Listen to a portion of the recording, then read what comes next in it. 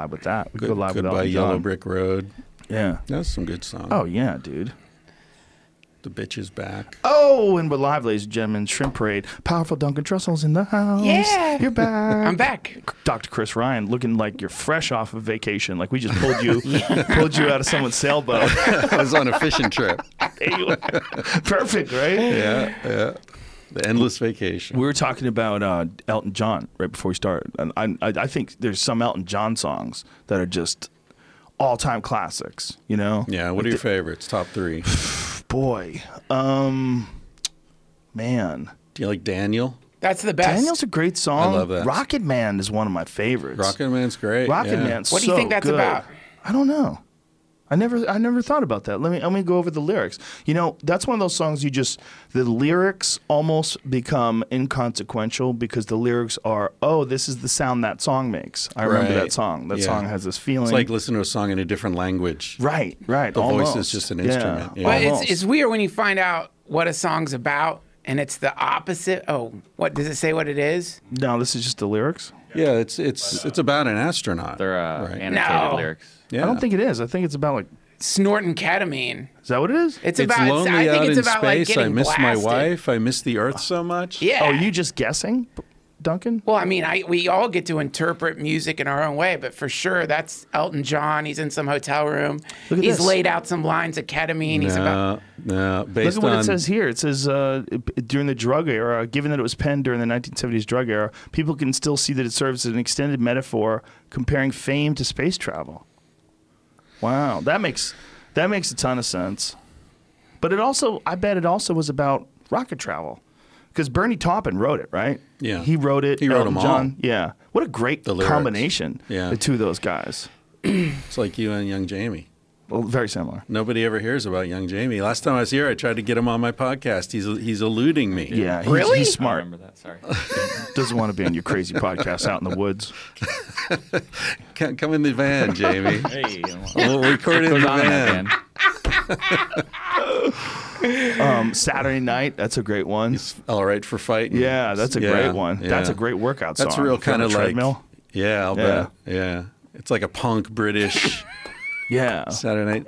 Daniel's the first time I really thought about Spain. It's about Daniel, my brother. He's heading out on the plane. I can see the red-tailed lights heading for Spain. Now that's about his friend dying for no, sure. he's blind. No, Oh. it's about his blind brother. I'm believe. misinterpreting all these You're Elton mis- John you're all- songs. you must have I'm that starting to like experience him less. a lot I of- like him less. I You don't know- like what his songs are about. Well, you know what's interesting about this conversation is trying to interpret what songs are is the very actual thing that happened when people were trying to interpret the stories from the Bible. It's basically the same thing. We're trying to figure out, no, he meant this. No, he Right. meant that. These parables and some of the Right. stories that are in the Bible. Yeah. You know, if you go to the John Marco Allegro definition, what does it say? The song was written from his younger brother's perspective. A story about a guy who went back to a small town in Texas returning from the Vietnam War. Wow. Okay. Right.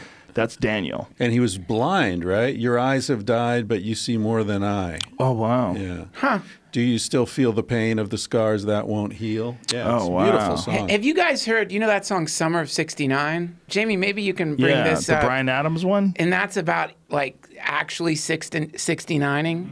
Oh, really? Yeah, that's what I. Now again, like every single one of my interpretations is completely wrong. But look it up because I think the summer of '69 is like one interpretation is that's like a fuck summer he had, and where he was like 69ing all summer. Is that true? Yes. Is it true? Ding Here ding. we go.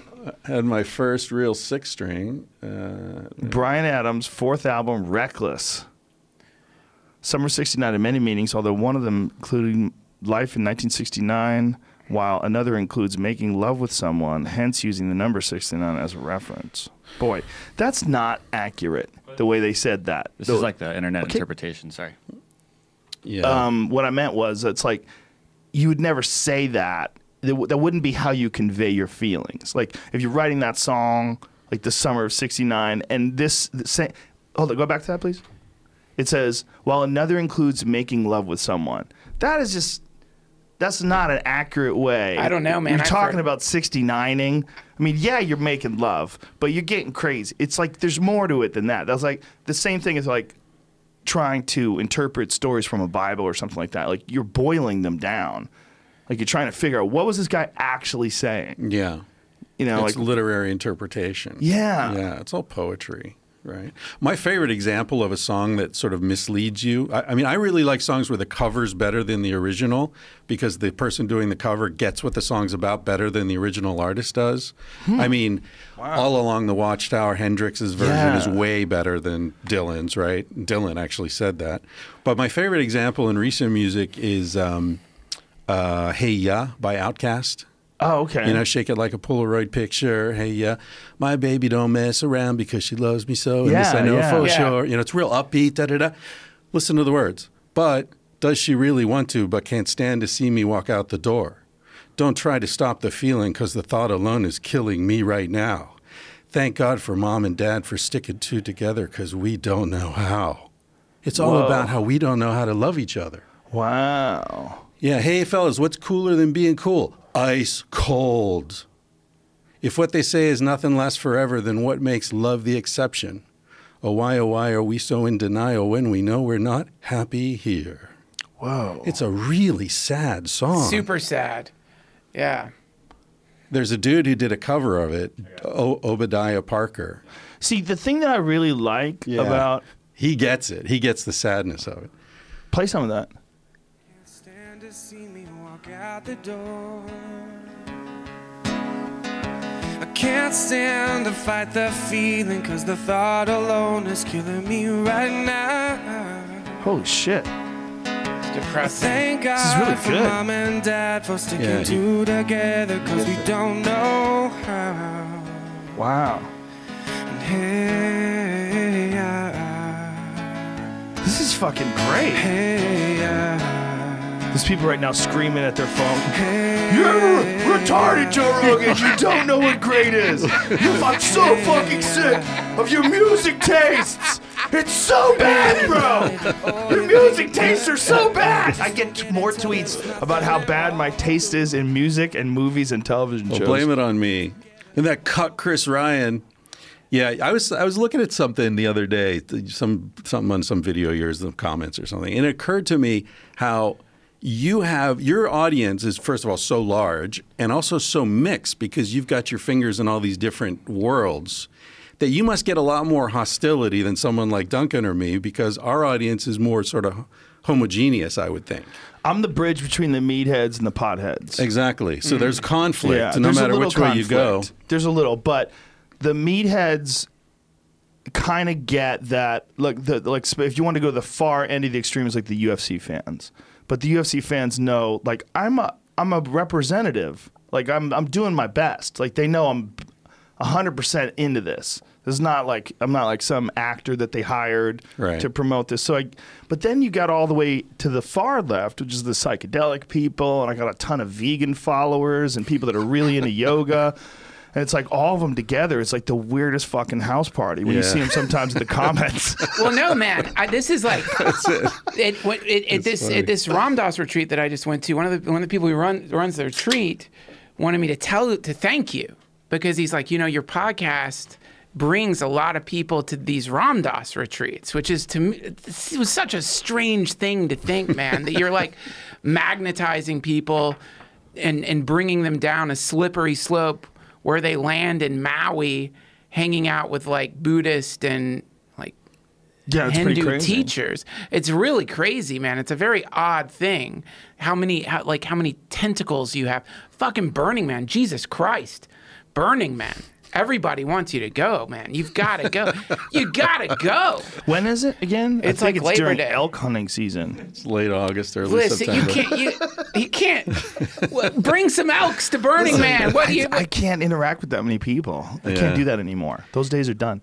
But you know what has changed? Like one of the biggest things that's ever changed because of this podcast? The float industry. Yeah. Float industry is taking off. I get like residual gratitude from float places. Like I know you know Joe Rogan. You can float for free. Oh, that's amazing.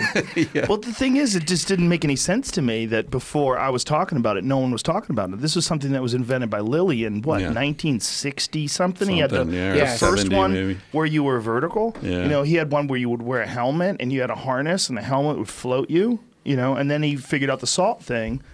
And, I mean, the fact that this was not a popular thing was blowing me away. Well, it was, but then it died because of the AIDS thing. Yeah, I And don't you think it brought was back. ever this popular. No, but it was much. It was higher. Then it dropped a lot. The AIDS Yeah. thing killed it Yeah. because Right. nobody and knew then how. you sort of brought it back in. Yeah. But with John Lilly, you know what's interesting about him?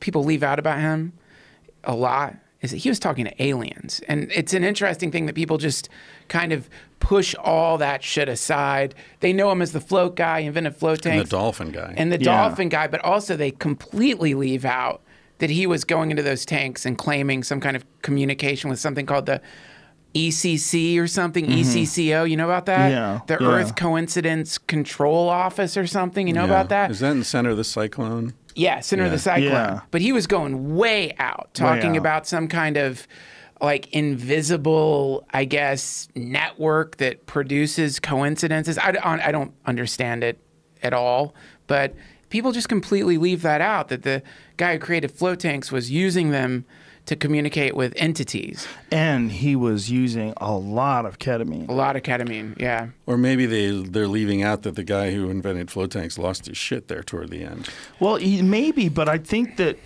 I don't know what's happening when you're doing psychedelics, but there are certain psychedelics where it absolutely feels like you're experiencing another life form communicating with you. For sure. For sure, right? Now, if that's the case with ketamine as well, ketamine seems to be, like me personally, my personal bias, I sort of dismiss it because I think of it as some sort of chemical compound thing, some sort of a synthetic thing that man's created, like ketamine, like what? It's So some DMT tranquilizer. is more Yeah. reliable? But I think that's just my own ignorance. I think really we're just talking about chemicals, right? And how chemicals that exist in nature, it's like when someone says it's an artificial chemical, well, that's not real because everything is natural. Everything's here. Like it might have Yes. been concocted and put together and baked and cooked and synthesized by a person, but of course it's all natural. Everything that exists is a but part isn't of that nature. semantics, though? Because I It mean, is and it isn't, in that Yeah. these chemicals most likely have some sort of a corresponding receptor in the human brain, right? or something similar, Something to the similar. molecule. Yeah. Yeah, and it's some natural thing. Like that's the craziest thing about the most potent drugs, whether it's psilocybin or whether it's dimethyltryptamine, they have like really similar composition to normal human neurochemistry. Right. They're like keys. Like they're keys that fit a Yes. certain lock. That's Right, how they put right. it. Yeah. But I do think that there is a distinction between natural and unnatural in the sense that something, because I get this argument all the time, right? Oh, people created it, so it's natural. But there are things that exist in the natural system, like plastics don't exist in the natural ecosystem, Right. and therefore they don't break down, they don't become part of the food chain in a beneficial way, whereas things that have existed in that system for a long time do. They fit into it. And I think in terms of drugs, there are drugs like GHB that exist naturally in the body that we metabolize absolutely cleanly because the liver knows exactly what it is, it's prepared to deal with it, and it doesn't cause any organic toxicity, no neurotoxicity. But then there are other things like alcohol, which are natural in a sense that fruits ferment and all that, but the body doesn't metabolize it cleanly, so it damages us. In particular, if you're from a very specific part of the world, right, where if it's not a part of your custom, which is why it was such a giant issue when Europeans came here Right, and Native started giving it. Americans. Yeah, they didn't have any history with alcohol. Well, Well, you know, Hamilton Morris, the Vice guy, he tweeted this thing I thought was pretty smart, probably a little controversial. Forgive me if I misquote it, but it's something along the lines of, it's drugs. And that word is a controversial word somehow. People like to use the term plant medicine, which is okay. You can call it plant medicine, or you can call it whatever you want, but to create a hierarchy based on synthesis, I think, is to sort of miss the point, which is that all of these things are tools, and some of them we have more of a history with humanity, and some of them we don't. The ones we don't, which is, my God, there's so many new drugs that are just popping up all the time. Different derivatives of LSD, things you can, like, right now, apparently, you can order sheets of this stuff that is like LSD, but it's in the gray area. It's still kind of legal. It's like a different version of LSD, but we don't know yet the effects it's going to have because it's not like anyone's really testing it outside. Don't say the name because Jeff Sessions is listening. He's got one hand on his earmouth, the other hand's writing things down. I got another drug. You got to get rid of it. That's a dick. His little southern dick.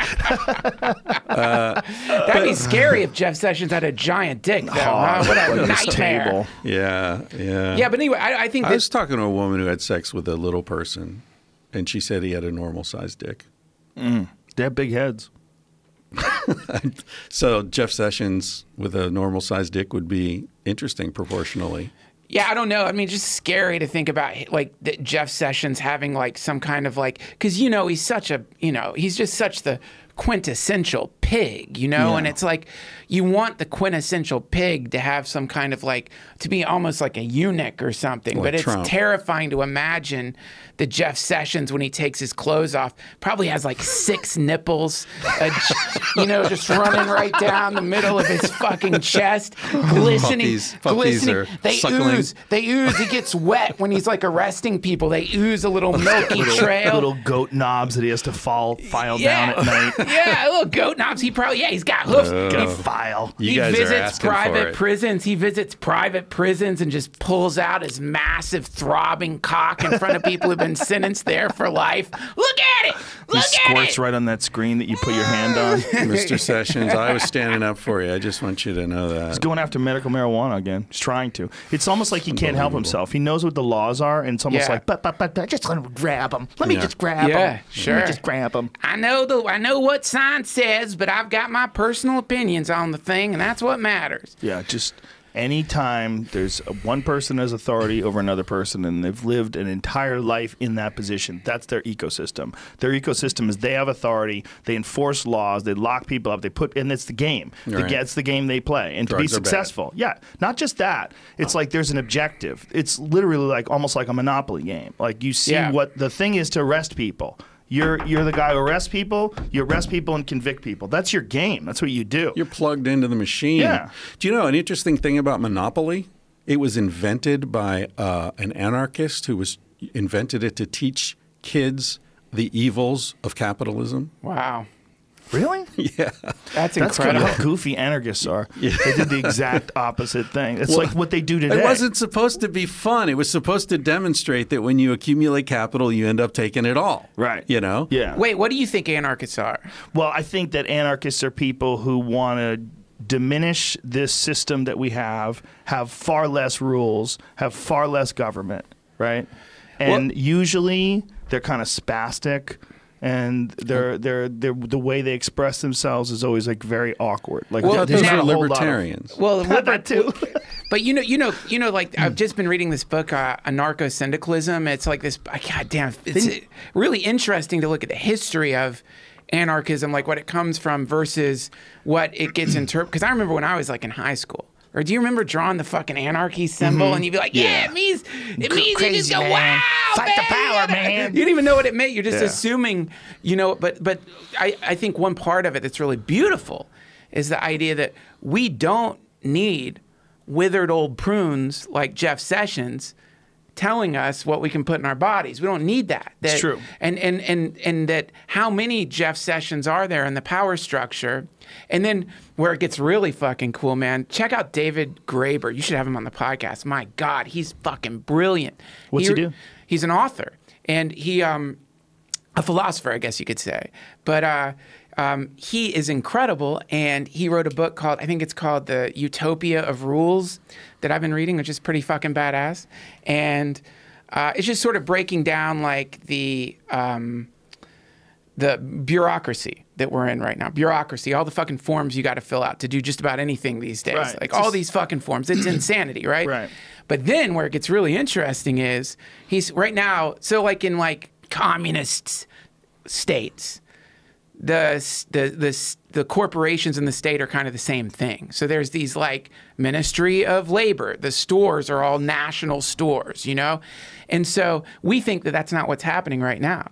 But actually, because the people who are running a lot of the corporations used to be in government, and the people who are in government used to be running these big corporations, one of the cool points he makes, and also because the government is making the rules that the corporations are working by, but the corporations are putting their own agents into the state, he's saying that actually the line between the state and private companies is really blurry right now. They're kind of merging together, but we like to pretend they're separate. For example, what's happening right now with the fucking FCC trying to take away the internet, with Verizon having one of their fucking pig drones in a super position of power right now is trying to take away the freedom of the internet.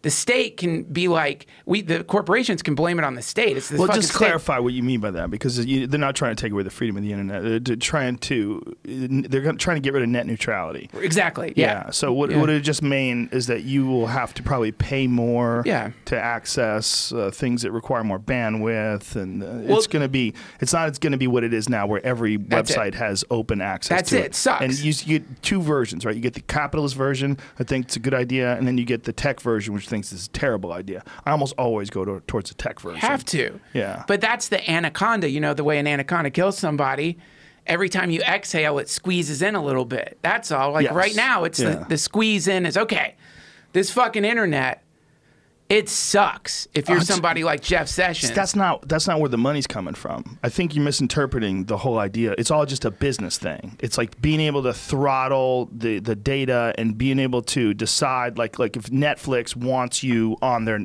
if you want to have Netflix on the network, they want to be able to work out some sort of a deal. They don't want to treat Netflix like it's any other sort of streaming service. Like you're looking at there's business transactions. They're looking at it in a business sense. They're not saying the internet sucks. No one is trying to like squeeze the internet and stop it. What they're trying to do is make more money. Well, okay, great. They're trying to make more. Yeah, I do know what you're saying, but I think it's a slippery slope, and it's the idea of the internet being treated like, I don't know, water. The internet being treated like just a thing that no corporation should have any kind of say. And that to me, it has to stay like that, because the moment some corporation, whoever it may be, gets to start deciding, yeah, you guys need to pay a little bit more. Right. And if we establish that corporations in the state aren't as separate as we like to think, then suddenly there's all kinds of back channels. There becomes a new way to begin to filter out content. And you could say it's for money. You start building financial walls around things, or you start making things vanish into the background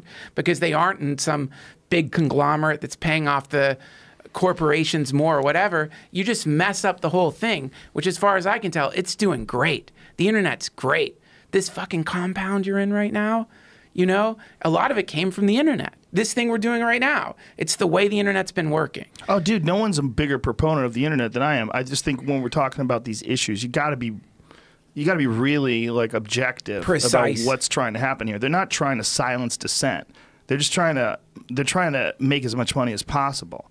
I mean, this is a weird, tricky time when it comes to information. We do have to be very careful, because it could wind up being like, hey, you get your internet from Comcast. Well, Comcast does no longer allow, you know, blah, blah, blah, the Laugh app that has your podcast featured on it. Or, you know, some new streaming service that's yet to be discovered that will be in the future challenging YouTube. So YouTube gets together with Google, you know, they're owned by Google, and they get together with Verizon, and they make it exclusive for the Verizon network. If you want to get on YouTube, you have to be on the Verizon network. Sure. I mean, this is all inside the realm of possibility. At the deeper level, though, anybody who thinks that government has not been totally captured by corporations isn't paying attention.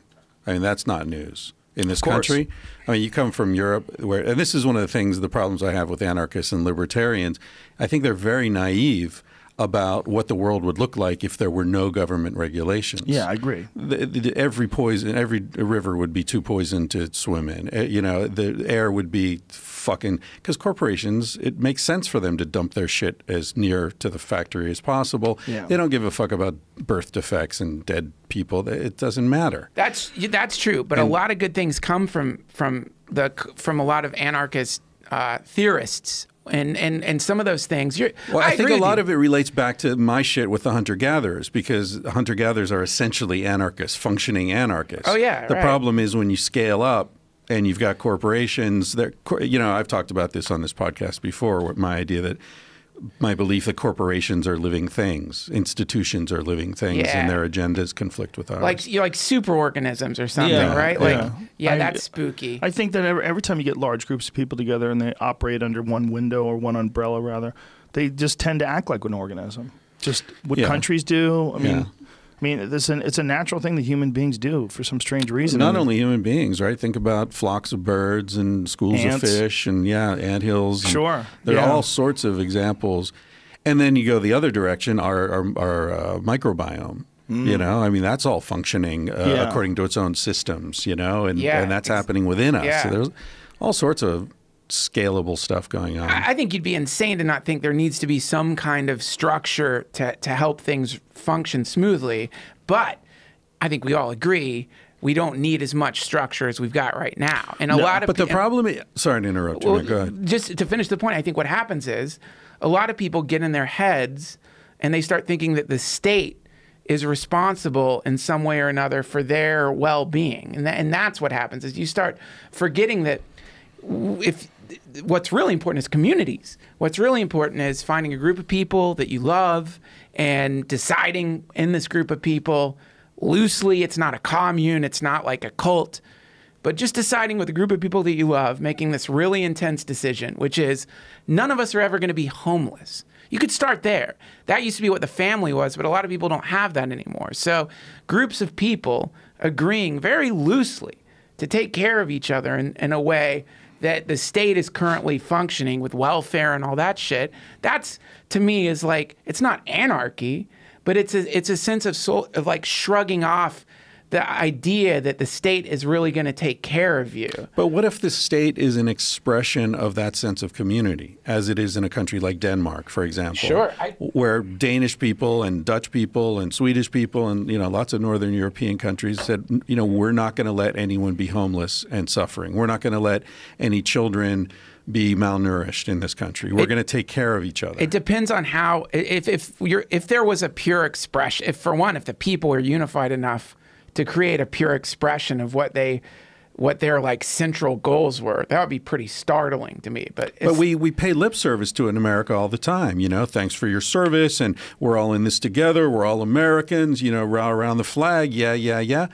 That's what we're doing. We're trying to create this sense of community. We're all in it together. But when it comes to actually taking care of each other, then we don't do it. Well, that's, to me, let me say the most naively stupid thing. I was just thinking about this on the way over. This is so dumb.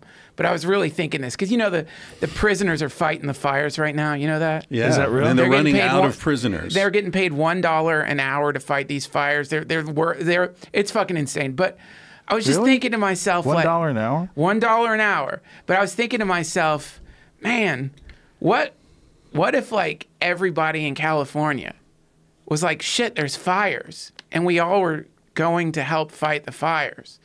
Would we all be able to put the fires out? Like if like as many people just started flooding to actually go help, or if like all these homes are burnt down.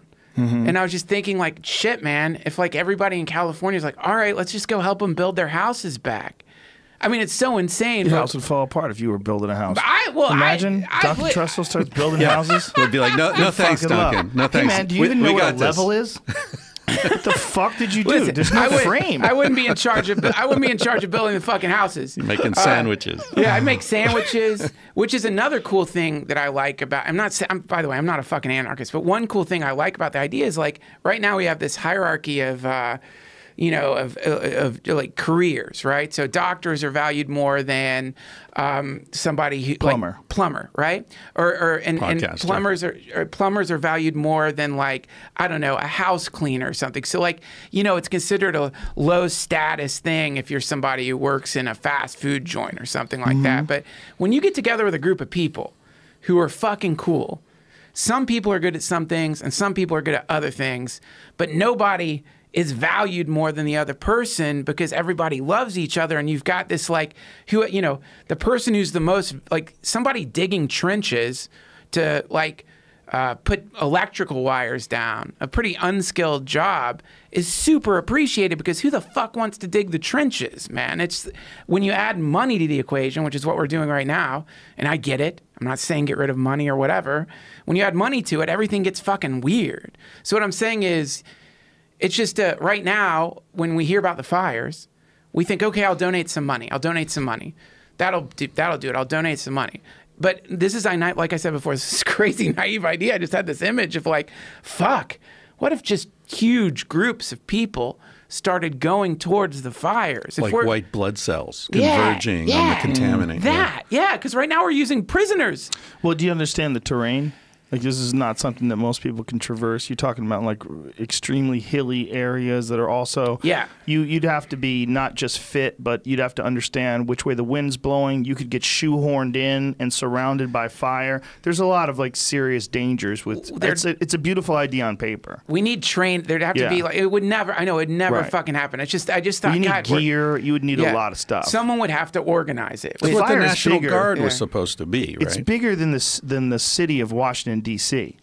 No, I know. Yeah, that's how big the fire fucking is. Bad. I mean, it's insane how big it is. It's terrible. It's terrible. Yeah, you would have to get a lot of fucking people to circle that bitch. But we're just so Get used to it, disconnected. boys. We're so broke. Yeah, right? We're so broken apart. We're so disconnected. Like whenever you hear about something going down, it's just a thing that's going down. If someone's house is burnt down, you're like, oh, that fucking house burnt down. That's it. You don't really think much more than that.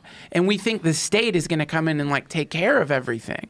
And I think that's what the state wants. I love using the term the state. Yeah, but does the state want that, or is it just how it's structured? No, it wants it. Because why do you think the state wants that? Because in the same reason anyone who's like in an abusive relationship wants to be in control. It's like if you think that I'm the one who's going to help you, then you're dependent on me. Like, do you think if there was a really effective, massive volunteer firefighter force, the state would resist that? No, I don't. That's what's beautiful about it, is I don't know how the state would resist that. I mean, we do see the state resisting things like groups of people getting together and trying to feed the homeless and stuff like that. They do? Yeah. How do they resist? Laws pop up saying you can't feed them. Like that, there's a lot. You need licenses. Yeah, licenses. You need licenses to feed people. You got to fill out forms, baby. All right, but would that be a good idea to prevent people from poisoning people or people giving them bad food or, you know? Yeah, but I mean, I don't know for sure, man. But when was the last time you heard about like an organized group like Food Not Bombs poisoning homeless people? It wouldn't have to be that. It would be Duncan's food delivery service. You just start up tomorrow. Yeah, you might have good intentions, but not really be qualified to prepare food. These people are eating fucking hamburgers out of trash cans. It's definitely better than what they're eating, for sure. Yeah. You know, the real issue with homeless people is not just an economic issue, though. One of the big ones that needs to be addressed is mental health. And when they changed the standards during the Reagan administration, they essentially just sent people out on the street. Yeah. And they were using, Duncan, the argument you're making basically, which is that the state is providing for people. There should be private church communities, religious-based families. Yeah. That was the argument they made. I think it was disingenuous. I think it was just about taking money, you know. It's about money. Giving it to the whole Reagan thing. What we're seeing now is the bitter fruit of the Reagan Revolution. They're still using the same economic arguments, this trickle-down shit. Yeah. That was started, most listeners probably aren't old enough to remember this, but I remember in the 80s, David Stockman was the economic advisor to Ronald Reagan who came up with all this stuff. 4 or 5 years later, he left the administration. He came out and said that was all bullshit. We knew it was bullshit. It was just a story we made up. It makes no economic sense. It's ruining the country. I'm so sorry. Jesus Christ. You know?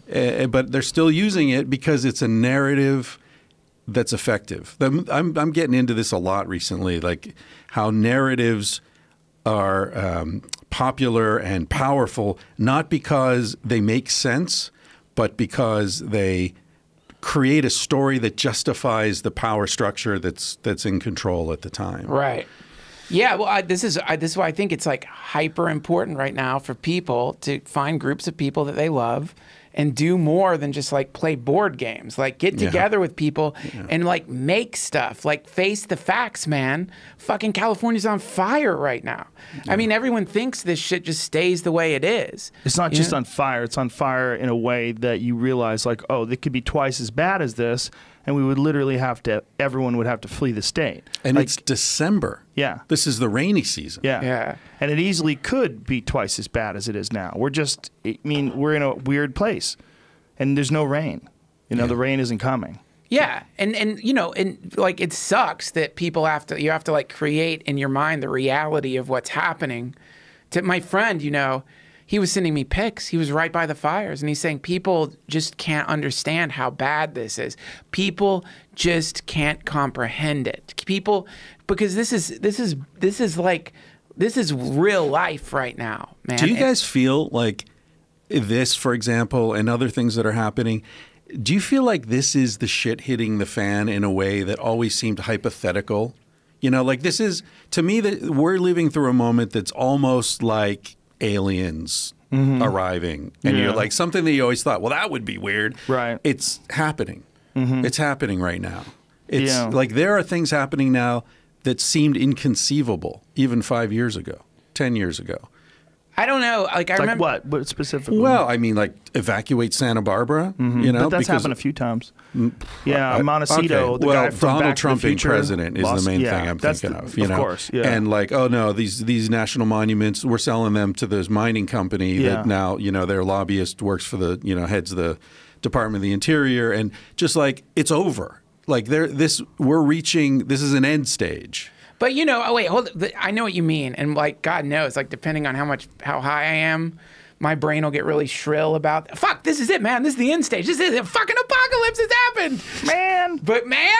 But then when you go and look, then you take some ketamine. Well, no, like I had Bolelli on my podcast recently. He's a historian. The first question I asked him is this the end of the world? And he's like, I don't think so. He's like, like think of when the Black Plague wiped out, like what, 30% of the people on Earth got wiped? Well, in Europe. It's certainly times that are filled with adversity. And there's a restructuring. Yeah, I don't mean it's the end of the world per se, but it's the end of the American empire. It's the end of America as a country that other people around the world looked up to as a model to be emulated. Well, we have a popularity contest to see who controls the nukes. And this is the first time that a popular guy... That's so fucked up. That's what it is. And this is the first time a popular guy entered the popularity contest. And someone who knows how to be popular. And there's a bunch of people out there that are pro wrestling fans, and they bought right in, hook, line, and sinker. Yeah. And that's a very simplistic version of it. There's a lot of other people that wanted to throw a monkey wrench in the system because they thought Hillary Clinton was a crook, and she probably is, because they're all crooks. Most of those people at the top are at least in some way fucked up. Yes. But we have an opportunity to rebound. Who? Al Franken. I know. Al Franken's just a butt grabber. All things considered. Not even. Did you read the last, the straw that broke the camel's back, the last one where they all said enough is enough? It was in the Atlantic, this woman. She asked for a photo. He put his arm around, his hand was on her waist. And he squeezed her fat. He squeezed her. She said he grabbed a handful of flesh, which is a weird thing to say. But he squeezed her at least twice, is her quote, at least twice. He had his hand on her waist. And she said, I don't even let my husband touch me that way in public because it demeans me as a professional woman. Are you fucking kidding me? Yeah. I'd like to interview her husband. Like, you're not allowed to put your arm around your wife in public, dude. And squeeze her. I mean, my wife would love to be squeezed. The more the merrier. The idea of it is very strange because that one doesn't make sense. The Leanne Tweeden one was the only one that made sense. There's a photo of him. Yeah. She's unconscious. It's demeaning. I get the whole thing. He apologized for that, and rightly so. And apparently he tried to kiss her. But then the butt grabbing is like, well, you definitely shouldn't be grabbing people's butts. But I mean, how much of a big deal is it? Well, and also, have we stopped? I mean, Chelsea Handler was on Bill Maher the other night, and she said, I have to believe these women because I'm a woman. And I thought, well, wait a minute. Does that mean I have to believe all men because I'm a man? Isn't there any discussion about whether these things are true or not? Anthony Acumia said this best. He said, he put it on Twitter. He goes, saying all women are liars is just as crazy as saying all women tell the truth. Right. Well, yeah, I think a lot, Franken, I don't know enough about Franken, but a lot of these people, it's like Weinstein, wasn't like 40 people or something like that? Like 40?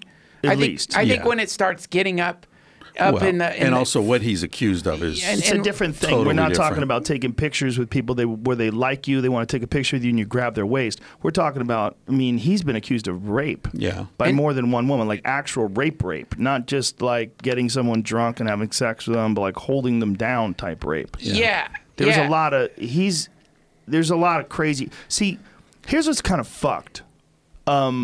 If prostitution was legal, would that exist, or is it a power thing? Is it always a power thing? Like, does he want to like have sex with the star of his films? Because I think it's more a question of if there weren't so many teenage boys who never got laid, what would the society look like? And by this, I don't mean to excuse anyone, and I don't mean to say teenage girls should be more promiscuous or anything. You're just looking at it objectively. I'm saying that guys like Harvey Weinstein, that dude didn't get laid in high school. Right. Most of you look at these mass shootings, a lot of these guys in their suicide notes say, I'm doing this because I can't get laid. I'm going to die a virgin. That's how one begins, actually.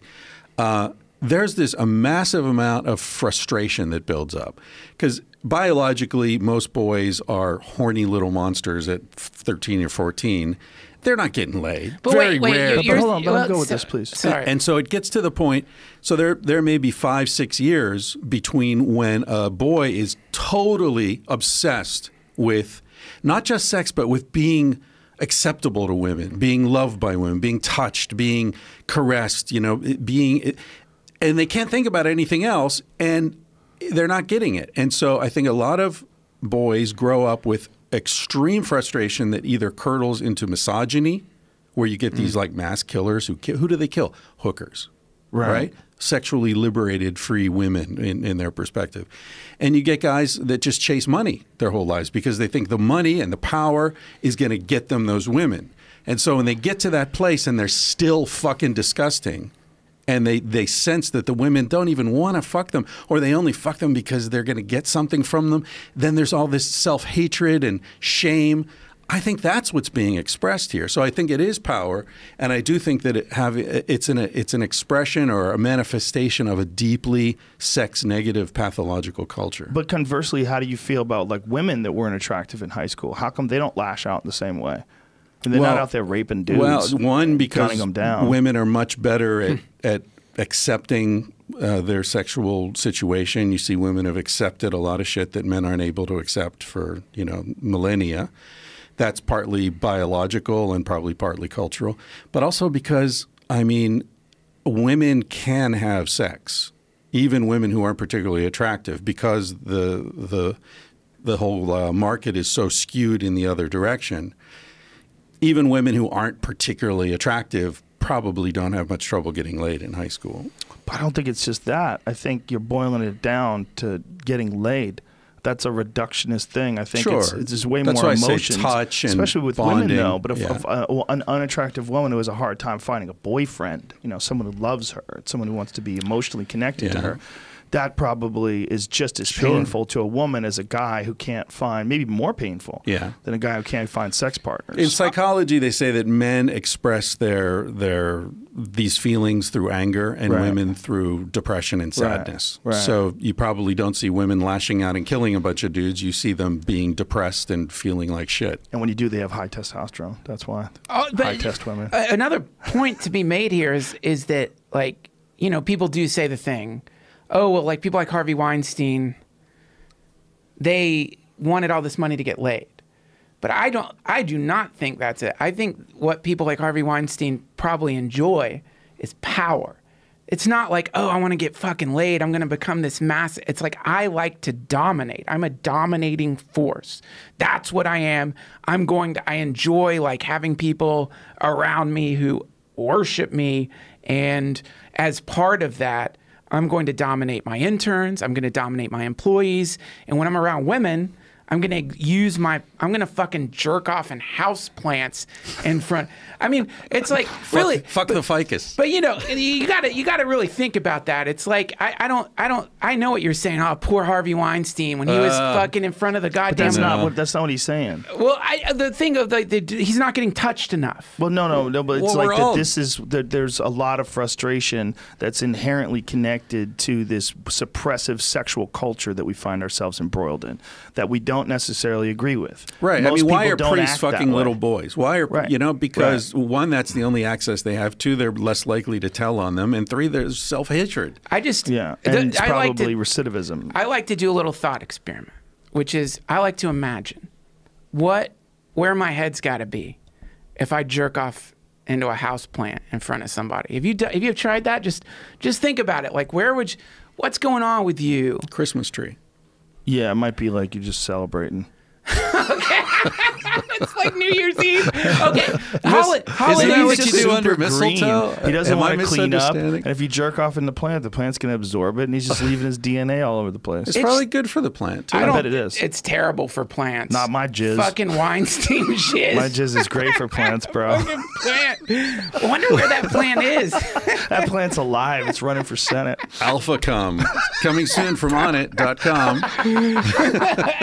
Joe Cum. Yeah, you could probably sell your cum, right? I don't want anybody having my cum. But don't you think that it's Freeze-dried. all these things? I think it's certainly this sex is. It's not just a power thing, because he's not just exercising power. He's exercising power in a sexual way. Yeah. It's not just power. I think it's the game, like we were talking about, like corporations and even police officers and guys like Jeff Sessions who have the game to arrest people. That is the game they play. They get really good at it. Right. That's what the game is. The game with a guy like him is, I can't believe I get to fuck what's her name? Name famous actress. And that famous actress is on her stomach and you're mouth fucking her. Like, whoa, really? Is this really happening? And why is it really happening? It's happening because you're going to let her be Catwoman or whatever the fuck the movie is, right? Yeah. There's some nuttiness to it. There is some craziness. There's some forbidden thing to it. There's a bunch of things in play. Power's one of the dynamics. It's just the most foul one.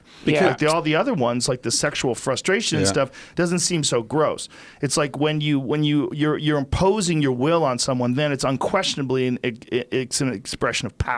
Like once you are raping, once you're coercing, once you're imposing your will, and you're saying, I'm going to take away your career if you don't let me have sexual intercourse with you. Well, then it's 100% power thing. Yeah. But like, how did it get there? There's a lot of things, and I think you've got a lot of factors. Does power?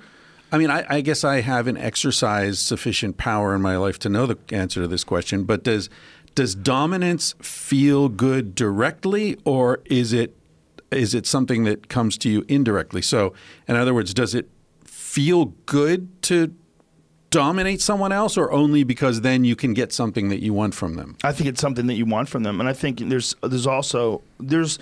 I think human beings are connected to each other in an undeniable way, and I think that if you're exercising power over someone, like say if you, I hate to paint the scenario, but just say if you raped someone, you were sexually attracted to someone, you're alone with you, and you raped them, and if you have any conscience at all, if they're screaming no and you're still having sex with them and you come and then afterward you have to think about it, like you would be horrified at yourself. Like the level of self-hatred would be almost unimaginable, that you've imposed yourself and your twisted sickness.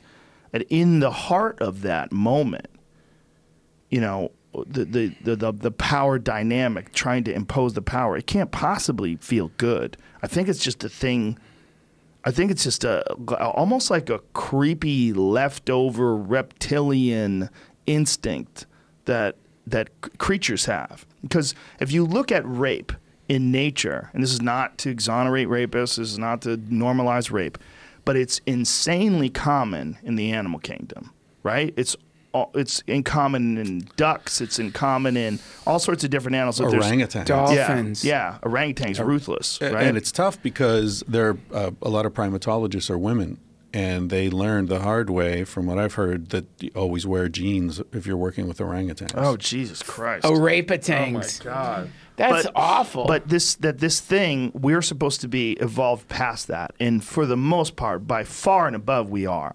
Right? If you think about all these sexual harassment interactions, now imagine if they were chimps.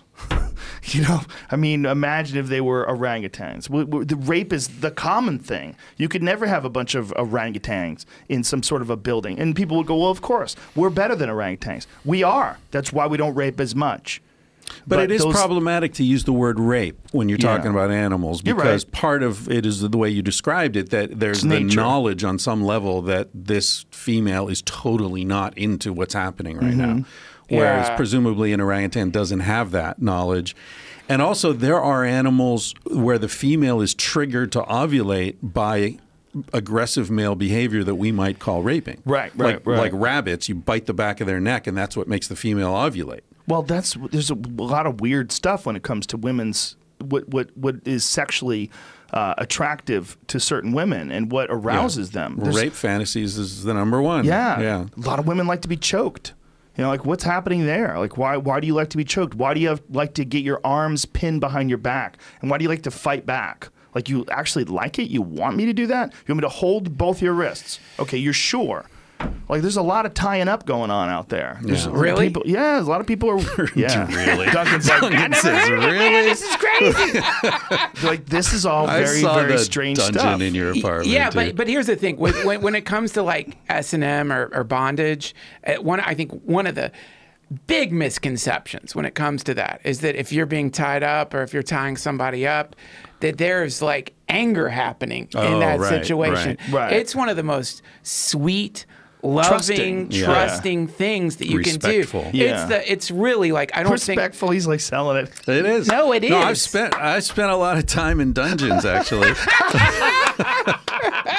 It is. It's like it's a healing, sweet, beautiful thing. There's a difference between that and rough sex. Huge. Huge difference. It's very also ritual. People like. I mean, I personally find it it doesn't turn me on at all, largely because it's so choreographed. You know, there's all the outfits and this, and now we're going to do that, and you know, there's all the safe words and But I mean, I have been in those environments, and as Duncan says, it's like the opposite of out of control. It's totally in control, totally worked out. It's the difference between a gun range and a war. Right. It's, you know, That's a great way to put it. That's such a good way to put it, dude. Totally. That's so funny. Totally different. Yeah. Well, the last time I was at a gun range, I ended up bleeding from the head. What happened? I was with my buddy Justin, and we were shooting. This is up in Washington State. I was shooting his, I don't remember what, a 30-30 or something, and you got scoped. He had this big elk gun that he was trying to scope in, and he was like, "Man, you're shooting really well. Can you just take a few shots on this and see if you're?" And I just grabbed it and didn't think that it was a totally different gun. Yeah, and I just went boom, and the scope went right into my forehead. And Damn. All these like macho dudes, you know, I'm exposed as the idiot. Hey, I think the gun range we went to shoot at burnt down. Did you hear about that? No, I would imagine it did. I would imagine just it now. Did. Well, recently, yeah. Yeah. Oh, wow. There was definitely fires in that area. I mean, the fires are so out of control, especially that out towards Santa Barbara and Ventura. Ventura hit. That's nuts. That's the worst. You know what I keep thinking? What if the fucking big one hits? Like, shit's going to catch on fire when the big one hits, and all the roads are going to be fucked up. The infrastructure is going to be messed up. It's this is like without a massive earthquake. What happens if the fucking big one hit right now? Right. And trucks Jesus, can't, freak all me the out, water man. lines are broken. Yeah. Trucks can't get there. Shit. Yeah, it could be a giant issue. Then you have toxic clouds of stuff too, because all these warehouses going on. Not only that, if the big one hits, it's entirely likely it's not just going to hit here, but it also hits in the ocean. Right. In which case we get hit with a tsunami. Which case all that super expensive real estate in Malibu just gets wiped away. Yeah. I'm good up in Topanga though.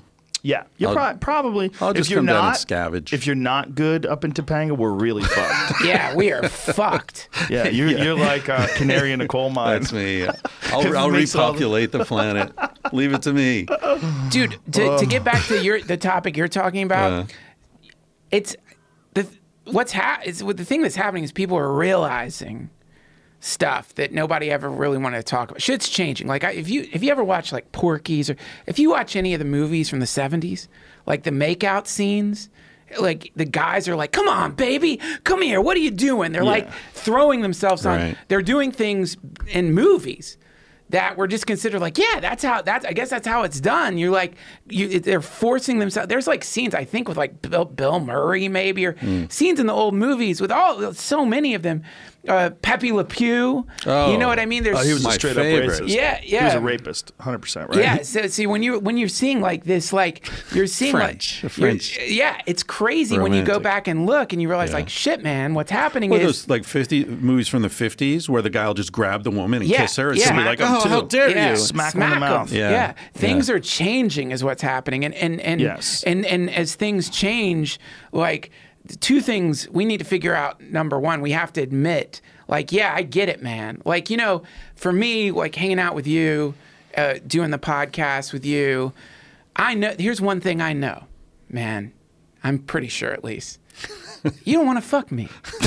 No, I don't. Okay, so Thank like, you for recognizing that. Yeah. How come he didn't look at me when he said that? I was just totally left You out might of do that it part for of the just conversation. a chapter in your next book. But you know, it's research, Duncan. with what's happening with women is because a lot of dudes, and I'm sorry if this is a shocking thing to say, a lot of dudes are in positions of power.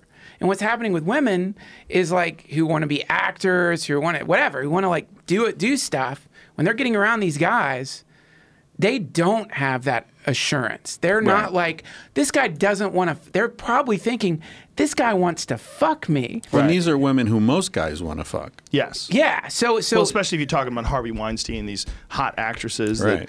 The strange thing is you have that unquestionably. Yeah. And then you have women that want to have nothing to do with that part of the business. They're not trying to be seductive. They just want to work. Yeah. They want to act, and then they have to deal with all this bullshit. That's it. But then you've got women who sneak into that mix, and they're willing. Not only are they willing, they're manipulative and they're seductive. And they're trying to make their way up the ladder that way. They exist. It's a much smaller percentage, but they exist too. Well, sure. The whole society is set up to make women think that the only thing they have to trade is their sexuality. I don't think there's anything wrong with these women agreeing to do a film with not even Harvey Weinstein, anyone. And then he says, I'll give you more parts if you fuck me, and the girl wants to do it and she does it. Like, I think it's gross, but it's not gross if it's not gross to her. Do you know what I'm saying? Right. It's a weird thing. It's only gross if it's gross. Like, look, it's gross being around a guy like Harvey Weinstein, right? If he's yelling at people and he's fat and sweating all over the place, it's gross. Yeah. Unless it's not gross. Unless you like that kind of guy. Right. Like you like might. bears. Yeah. Guys are into bears. Yeah, You might like that. Yeah, right. So at what point are we taking away women's agency? Right. When we say that should never, you shouldn't be able to give a guy a blowjob and get a part in a movie. Yeah, it's weird, right? It's like you should be able to pay for things, but you shouldn't be able to pay for things with sex.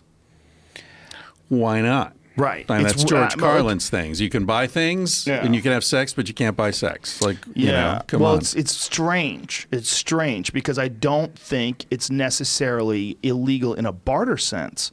Like, say if you... Dinner. Yeah. Like, say if you had some woman and she wanted to paint your house, but, and this is a bad example. Oh, you wanted to paint her house. How about this? She wants you to paint that. Yeah, or, she or says, help her I'm move. not going to pay you, but I will suck your dick. And you're like, okay. Yeah. Like, that's a deal. Like, Yeah. that seems like a good deal. Like, you want to do that? And she's like, yeah, I want to suck your dick. How big's But I the also house? want you to paint my house. I mean, look, some girl, it depends on who it is. Yeah. If it's Angelina Jolie and she's 25, yeah, you'd be out there what with a she wants- fucking roller. Painting the You just Taj Mahal. think, you just be thinking, like, It's going to take a long time to finish, though. I like if you're both into it, and this is and again, I hate that we have to be super clear about this, but I'm not exonerating rape or sexual harassment or predatory behavior. What I am saying is that we have a weird. It's weird that we separate commerce from intimacy when it comes to sex, and it's the only type of intimacy. You can get massaged in your underwear. I do it all the time.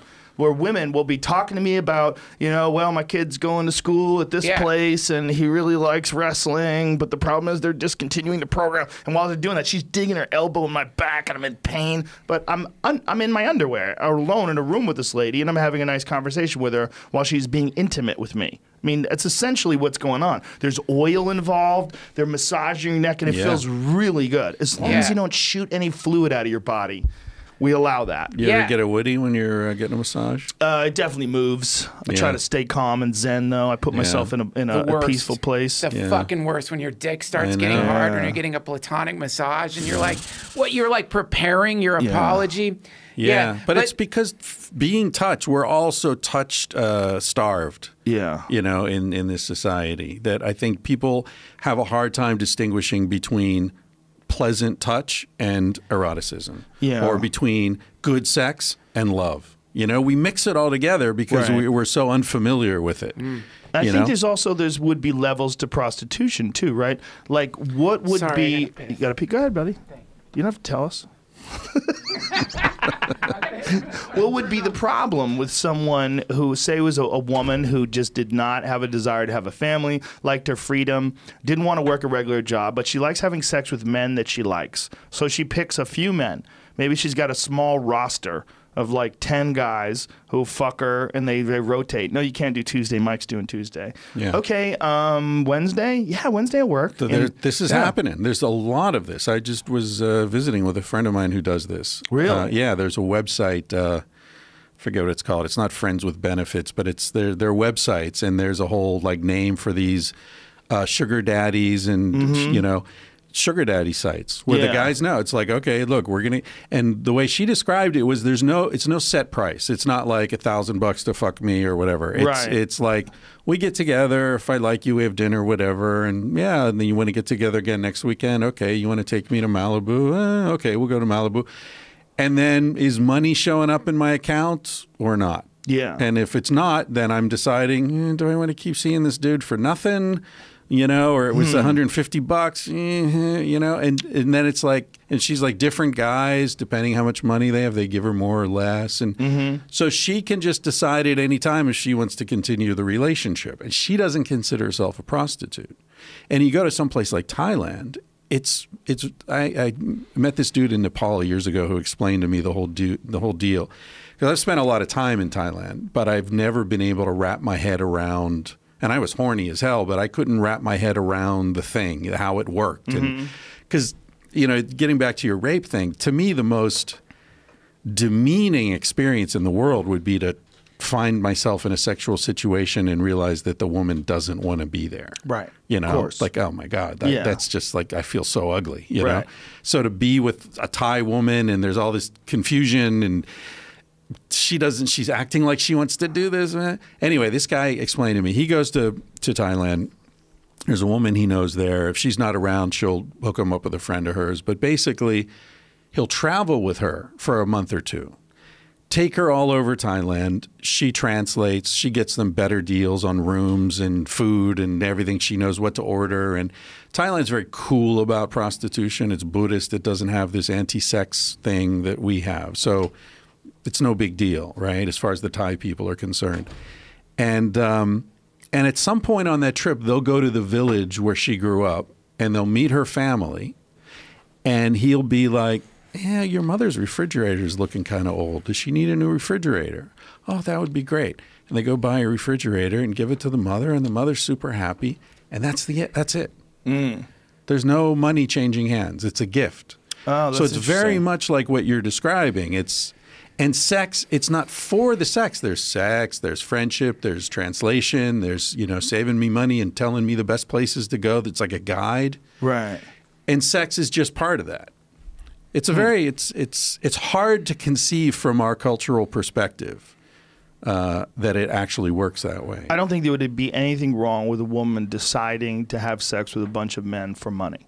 I don't think there's anything wrong with it. Right. I think the real danger comes in having sex with someone you don't know. Right. If you're a streetwalker and some guy picks you up and wants to kill you, that's the real danger. The real danger is not in like a clientele, unless of course one of them is a fucking psycho. But I think that can happen on a Tinder date. Yeah, I think we're operating under the echoes of the Puritans. Yeah. And I think as grown adults, deep into our, I mean, I'm 50 now. How old are you? 55. The idea that we're still under, and you're 43. Imagine being under the whims of some people who died, you know, hundreds of years ago, had a complete ignorance to human psychology, to physiology, to sexual urges, to genetics. What they knew then is literally flavoring the way we behave today, and it's so insanely suppressive. That's a good point. Yeah. I also have a point about all this sexual harassment stuff that's uncomfortable, and this is those environments become your world. If you are in an office 8 hours a day, that is most of your day. Yeah. Most of your waking, conscious day, you're spending in this one area, and people, they start behaving like that's the world. And you start becoming sexually attracted to the people that are in your world. And some people reciprocate and some do not. And some people are frustrated and some are not. And some people are gross and they're in a position of power in that weird world. Yeah. And I think maybe that guy wouldn't sexually harass in the big world. But in this little world where everything's like jammed in together and you have these clearly defined things, like this guy's got a plaque on his desk that says the boss, right? And you got to come in and he's got the desk. Come on and shut the door, shut the door. Or if you're like Matt Lauer, you got a button where you lock the door. Click. Fuck. Come on inside. We've got to discuss, we've got to review your progress this month. Click. This is the world. I mean, if you, I'm not exonerating Matt Lauer. Can't believe I have to say this again. But if you're in that guy's world, and I don't even know what he did. I didn't pay attention. Met him once. He was quite a gentleman.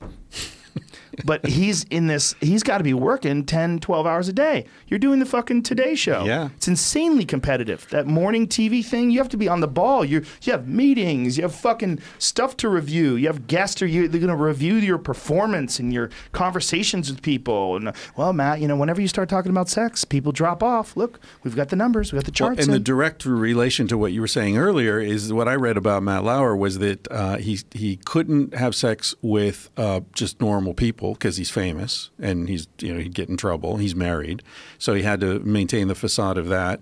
He couldn't have sex with other famous people because that would come out into the press. So he had to have sex with people who weren't famous, who weren't just normal people, and that left the office. That was it. Yeah. So imagine if we lived in a world where we said, "Who gives a shit if Matt Lauer's fucking someone other than his wife?" That's between them. In the '60s again. I don't know Probably that was the rip-roaring 60s. time. That's back when Dustin Hoffman was grabbing titties. Dude, have you guys ever seen... By the way, the last word on this for me anyway. The people who are acting shocked and outraged around Matt Lauer and Charlie Rose are full of shit.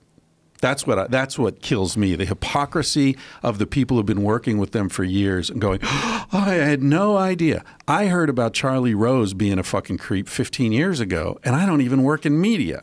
You know? Right. It's like the Bill Cosby thing. Yeah, everybody knew that. The Bill Cosby thing was an open secret. But have you guys seen, this is like one of the grossest things you can witness in a workplace, is when the boss starts giving fucking neck rubs. You ever seen that? A neck rubbing boss? Though, like, dude, it is so fucking creepy to watch. A big fat fucking boss sidling up behind some married secretary, just oh, how you doing today, Carol? Rubbing her neck, and you could see the look on her face, frozen. She's got kids. If she says to him, hey, do you mind? I don't really want you to touch me right now.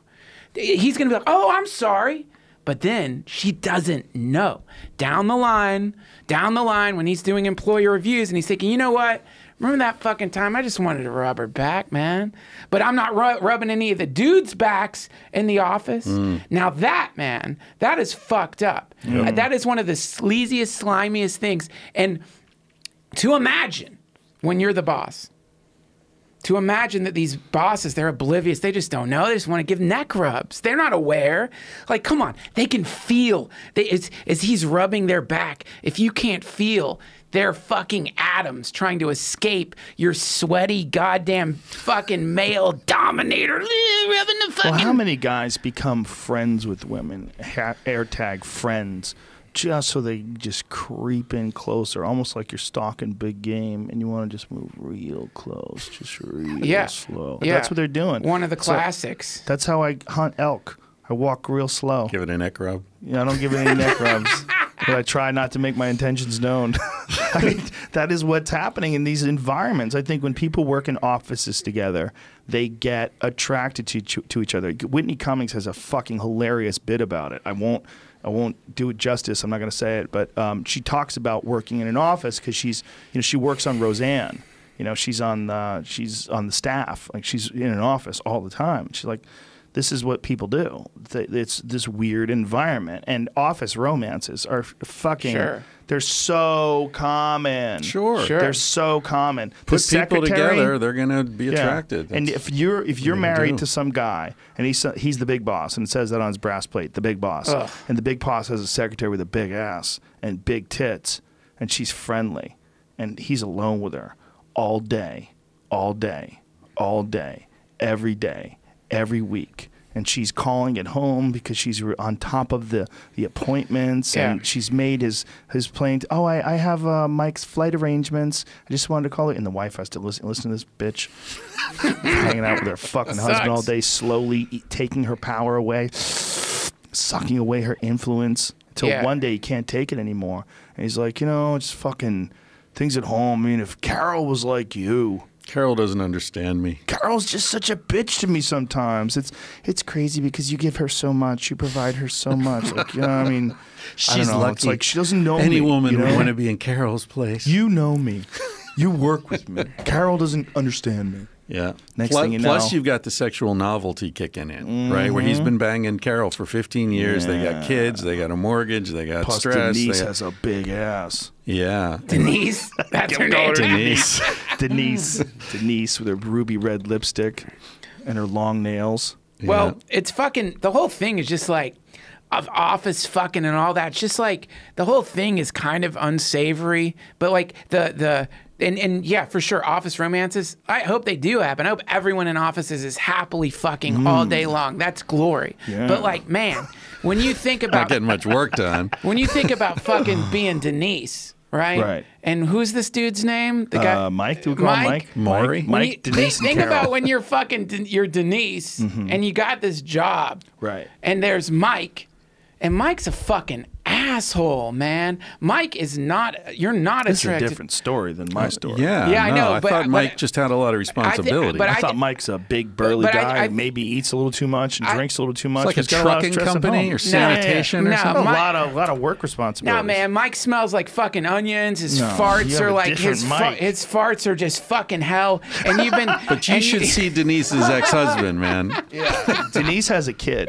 Yeah. No, Denise has a kid with a guy who's a real piece of shit. He's got used to beat tattoos her on his up. neck. I'm saying what's happening right now. Right now, what's happening is there's been a lot of fucking slimy massages that have been going on. Yep. I'm gonna guess for about 5,000 years. There's been a lot of more than that. Maybe like what 20,000 years of slimy massages has been building up like the fucking Yellowstone super caldera. And in the fucking like epigenetic DNA of women, there is probably somewhere encoded in there just millennia of creepy fucking massages that don't stop with the fucking massage, depending on what time period you're in, And so I think that what we're feeling right now is the result of generations of creepy fucking massages and much, much worse happening. And women are like, fuck this. This fucking sucks. We're sick of it. We're fucking sick of your creepy massages. And that's what it is. And some women, I mean, imagine, man, there's one time at a Blockbuster Video. I used to work at a Blockbuster Video. And my boss was this, like, just a sleazy fucking, like, just a slimy fucking gay dude. I didn't like him. He made us clean the videotapes when they didn't need to be clean. It's like, come on, man, these tapes are clean. Spraying fucking videotapes down. I remember late at night, there's like the area where the cash register is. It's this closed off cubicle place. I'm down on my fucking knees, man, having to get something from underneath there. And this dude like hops up on the fucking counter and he stretches his legs out in front of me. He's like spread eagles his fucking legs out. It's like Blockbuster khaki pants on, curling up. You can see the outline of his fucking boss balls in there. and he's like You know what I mean? There's nothing more unappealing than boss balls accentuated by khaki. And you're looking up there and he's looking down at you. The power has been accentuated. He's looking down at you and he's just saying, you did a good job today. You did a good job today, Duncan. And I'm like thinking like, this is truly got to be one of the circles of fucking hell right now, because like this dude is hitting on me right now. I'm getting paid minimum. He was hitting on you for sure. Dude, his legs are spread. I don't know. No, can I Might prove? have been just doing yoga. Can I prove it? Yeah, right. I don't even think people were doing yoga in North Carolina at this time. If he was a woman, you would assume that those actions would indicate that she would want sexual intercourse. I'm saying there was a feeling. Now, whether I could prove it or whether it was just me or whatever. How old were you? What? Oh, 20s? I don't know. But there was a feeling that this sucks, man. There's like more going on here, right? This sucks.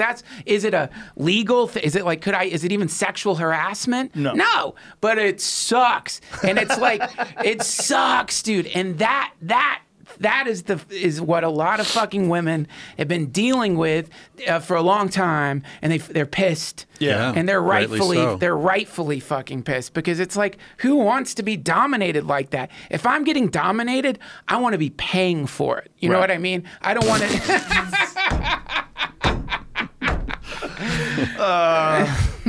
Yeah, no doubt, man. I really do think there's something to this idea that humans aren't meant to be in these small areas, totally enclosed in together with each other all day. I don't think we're designed for it. No. I just don't. I think that's an intimate environment. As weird as that sounds, and this is not saying that men and women can't work together and be totally, plutonic, and they absolutely can. Yeah. But it's a super unnatural unnatural environment to be in, these cubicles, these small little boxed-in offices, working day in, day out with people, smelling them, and I think we should outlaw offices. Yeah. Yes. Yeah, we have Start to there. How do we get shit done?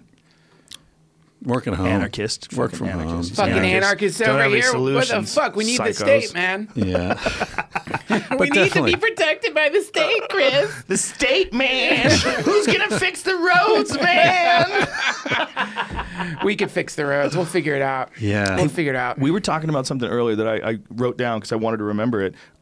You were saying about Bob Dylan's version of All Along the Watchtower versus Jimi Hendrix. Yeah. I think Jimi Hendrix was amazing, but Bob Dylan's was his, and he wrote it. And there was something cool about listening to those words, even if it wasn't like as pleasing orally.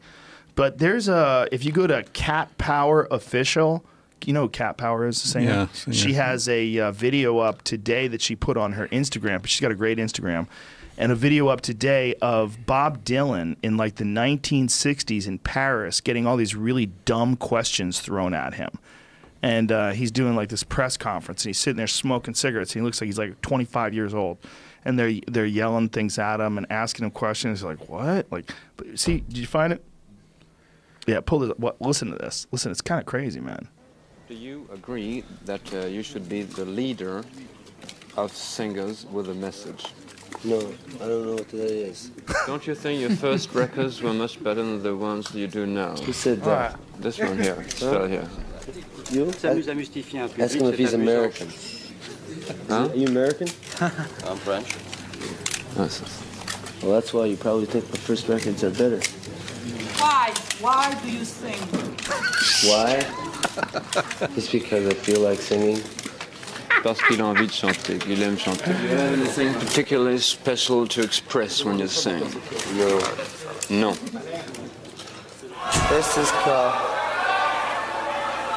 It's a folk song. It's a folk song. I want to sing a folk song now.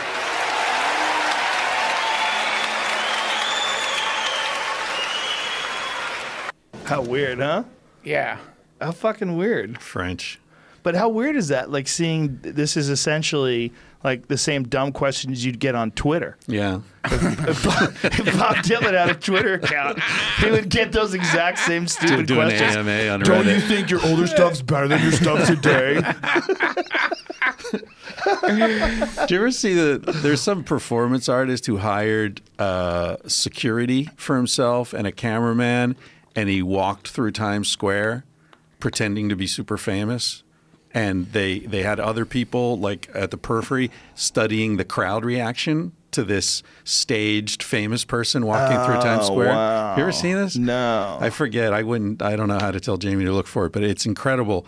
They interview people, right, who are like have seen him, and there's two huge black dudes and a guy with a camera, and he's like walking around like he's fucking some superstar, and they interview people around. Is this?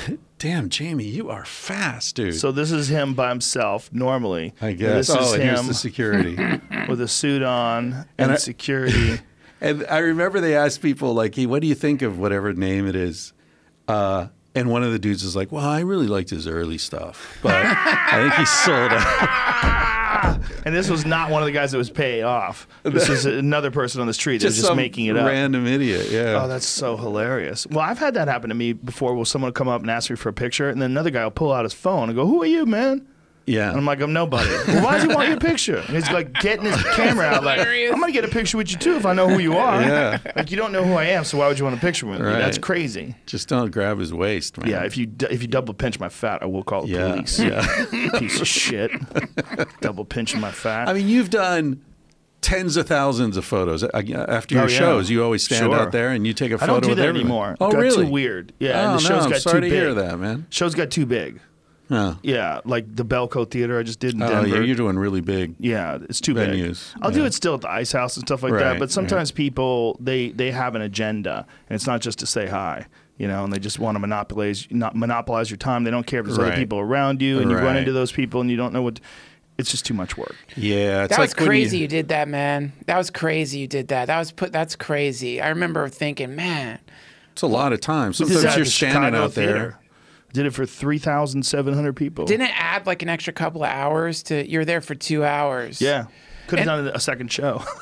Literally. Dude, you must Easily. have a fucking immune system. You Yeah, must it's a great have, immune that's system. insane. My biome is on fire. Because when you think of all those, like when you think, like if like we could take your hand after shaking 3,000 people's hands. There's never that many people with it's 3,700 Say people in it's the theater. 1,500. It might have been 1,000. Let's take your hand, and if we could put it under like a scanning microscope, Yeah. how much shit do you think is on your hand after one of those nights? Probably like a pretty lots of shit, and Lots like, of stuff. lots of cum, lots piss, of piss, ball sweat, ball sweat for sure, cooter sweat.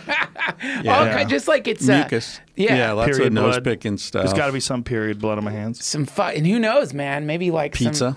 some pizza, some polonium, A lot of weed. some weed, Weed traces. Yeah. Yeah. you never know, man. Yeah. People But try to that's slip weed into your pocket or something. They hand it to me. They put it in my hand. I always tell them I can't. First of all, I get too much weed. Yeah. So anybody trying to give me weed, please don't give me any weed. I get too much weed. Yeah. And then second of all, I don't know you. I Right. can't just take your weed. I Yeah. just can't. And I Yeah. can't. I wish I could. I'm sure you're cool. I'm sure you are. But I have kids. Somebody gave me ayahuasca after a show once. Oh, did you just drink it right there on the spot? Dude, it's Fuck like it was a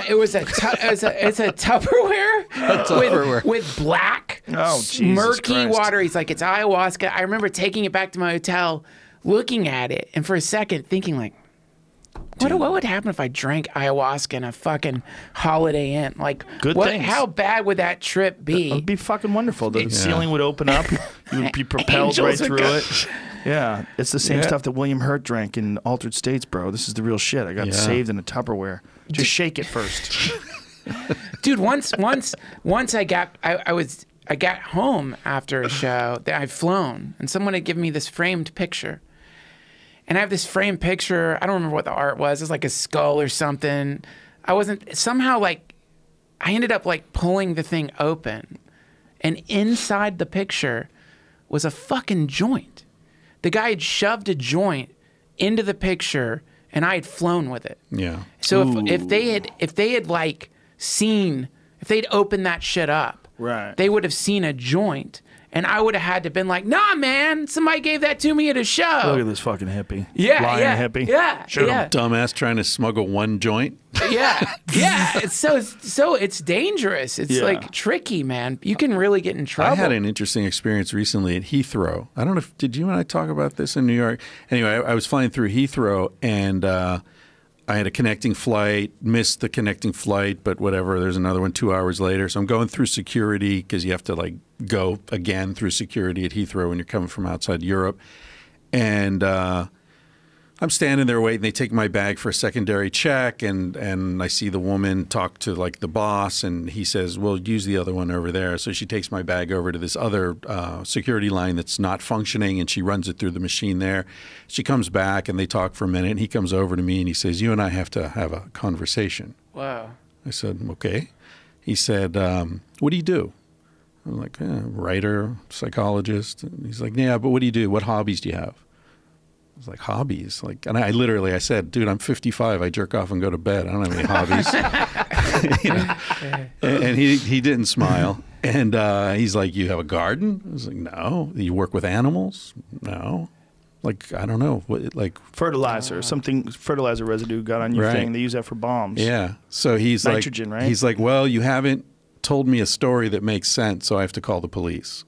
I was like, Shit. "What are you talking about?" He's like, "Well, nitrates. Set off the machines, shut off the other machine. They're never wrong. You're going to have to sit down right there and wait." And he tells this other guy, "Watch him. Don't let him go anywhere." Like, "Yeah, I'm going to make a run for it in Heathrow." And these cops show up, dude. And there were like 9 cops in body armor. Wow. Like surrounded me.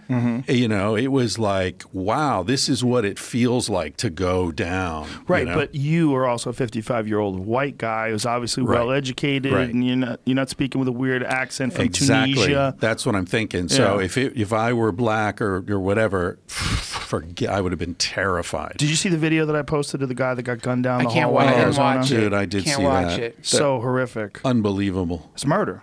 It was murder. And also, why do you have to crawl across the fucking floor? How Because about you put your hands over your head and we come over and cuff you? Because they wanted to clear the room. He was near the room. They didn't want him to be too close to the room. The room was slightly around the corner. But the way the guy escalated it, was playing a game of Simon Says with them, and then gunned this guy down. Shut the fuck up! Like, what are you doing? I will fucking shoot you. And then did shoot him for just reaching back to grab his pants as his pants were falling down as he was crawling.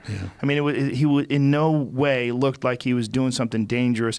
But the most fucking disturbing thing was how many people in the comments after I posted that video on Twitter were saying, you know, that he didn't comply. They were like saying clean kill. He didn't comply. Clean shooting. What an ugly phrase. Yeah, that's a clean. This is a clean shooting. Clean kill. Come on, Joe. Come on, Joe. That's a clean kill. And also, not only that, the guy was drunk. He was young. You know, it's an open carry state, by the way. He was white. Yeah, he was white. Yeah, this is not a like. Did you see the pic of the guy who killed him? Sorry. Yeah, monster. Scary looking dude, man. Jamie, can you pull out that demon? "I'm fucked" written on his dust cover of his AR. He said, "What?" AR, I'm fucked. You're fucked. You're rather. fucked. You're yeah. fucked. And then it should say I'm fucked. And then the other thing was they didn't let the jury look at the video. They thought it would taint them. Like it would taint their opinion. Like, what are you talking about? That's reality. You need to see that video. That video is there's the guy. What the fuck? Yeah. Oh, Jesus Christ, man. Yeah. You know what, that's man? a guy who got beat up a lot in high school. And there's that old expression: if you give someone a hammer, everything looks like a nail. Yeah. If that's the only tool you have is a hammer, everything looks like a nail. And you're giving this young guy who's obviously fucking psycho. I mean, the way he gunned that guy down, I mean, that was insane. Just fucking insane. And the idea that this represents 2 human beings in an interaction, and that one human being has that much power over the other one, that he can yell at him, scream at him, totally escalate the situation, not de-escalate. You know, and that he's got this gun out, by the way, which you're in an open carry state. So if the guy did have a toy gun or whatever the fuck they said he had, and he's holding this toy gun and someone calls the police, you're allowed to have a toy gun. You're allowed to have a gun in Arizona. Yeah. It's I read an that open carry state. He was an exterminator. And he had like 22s or something that he used for extermination in the room. And somebody saw through the window him holding a rifle. Yeah. Yeah, but you know what, man? Those are legal. Yeah.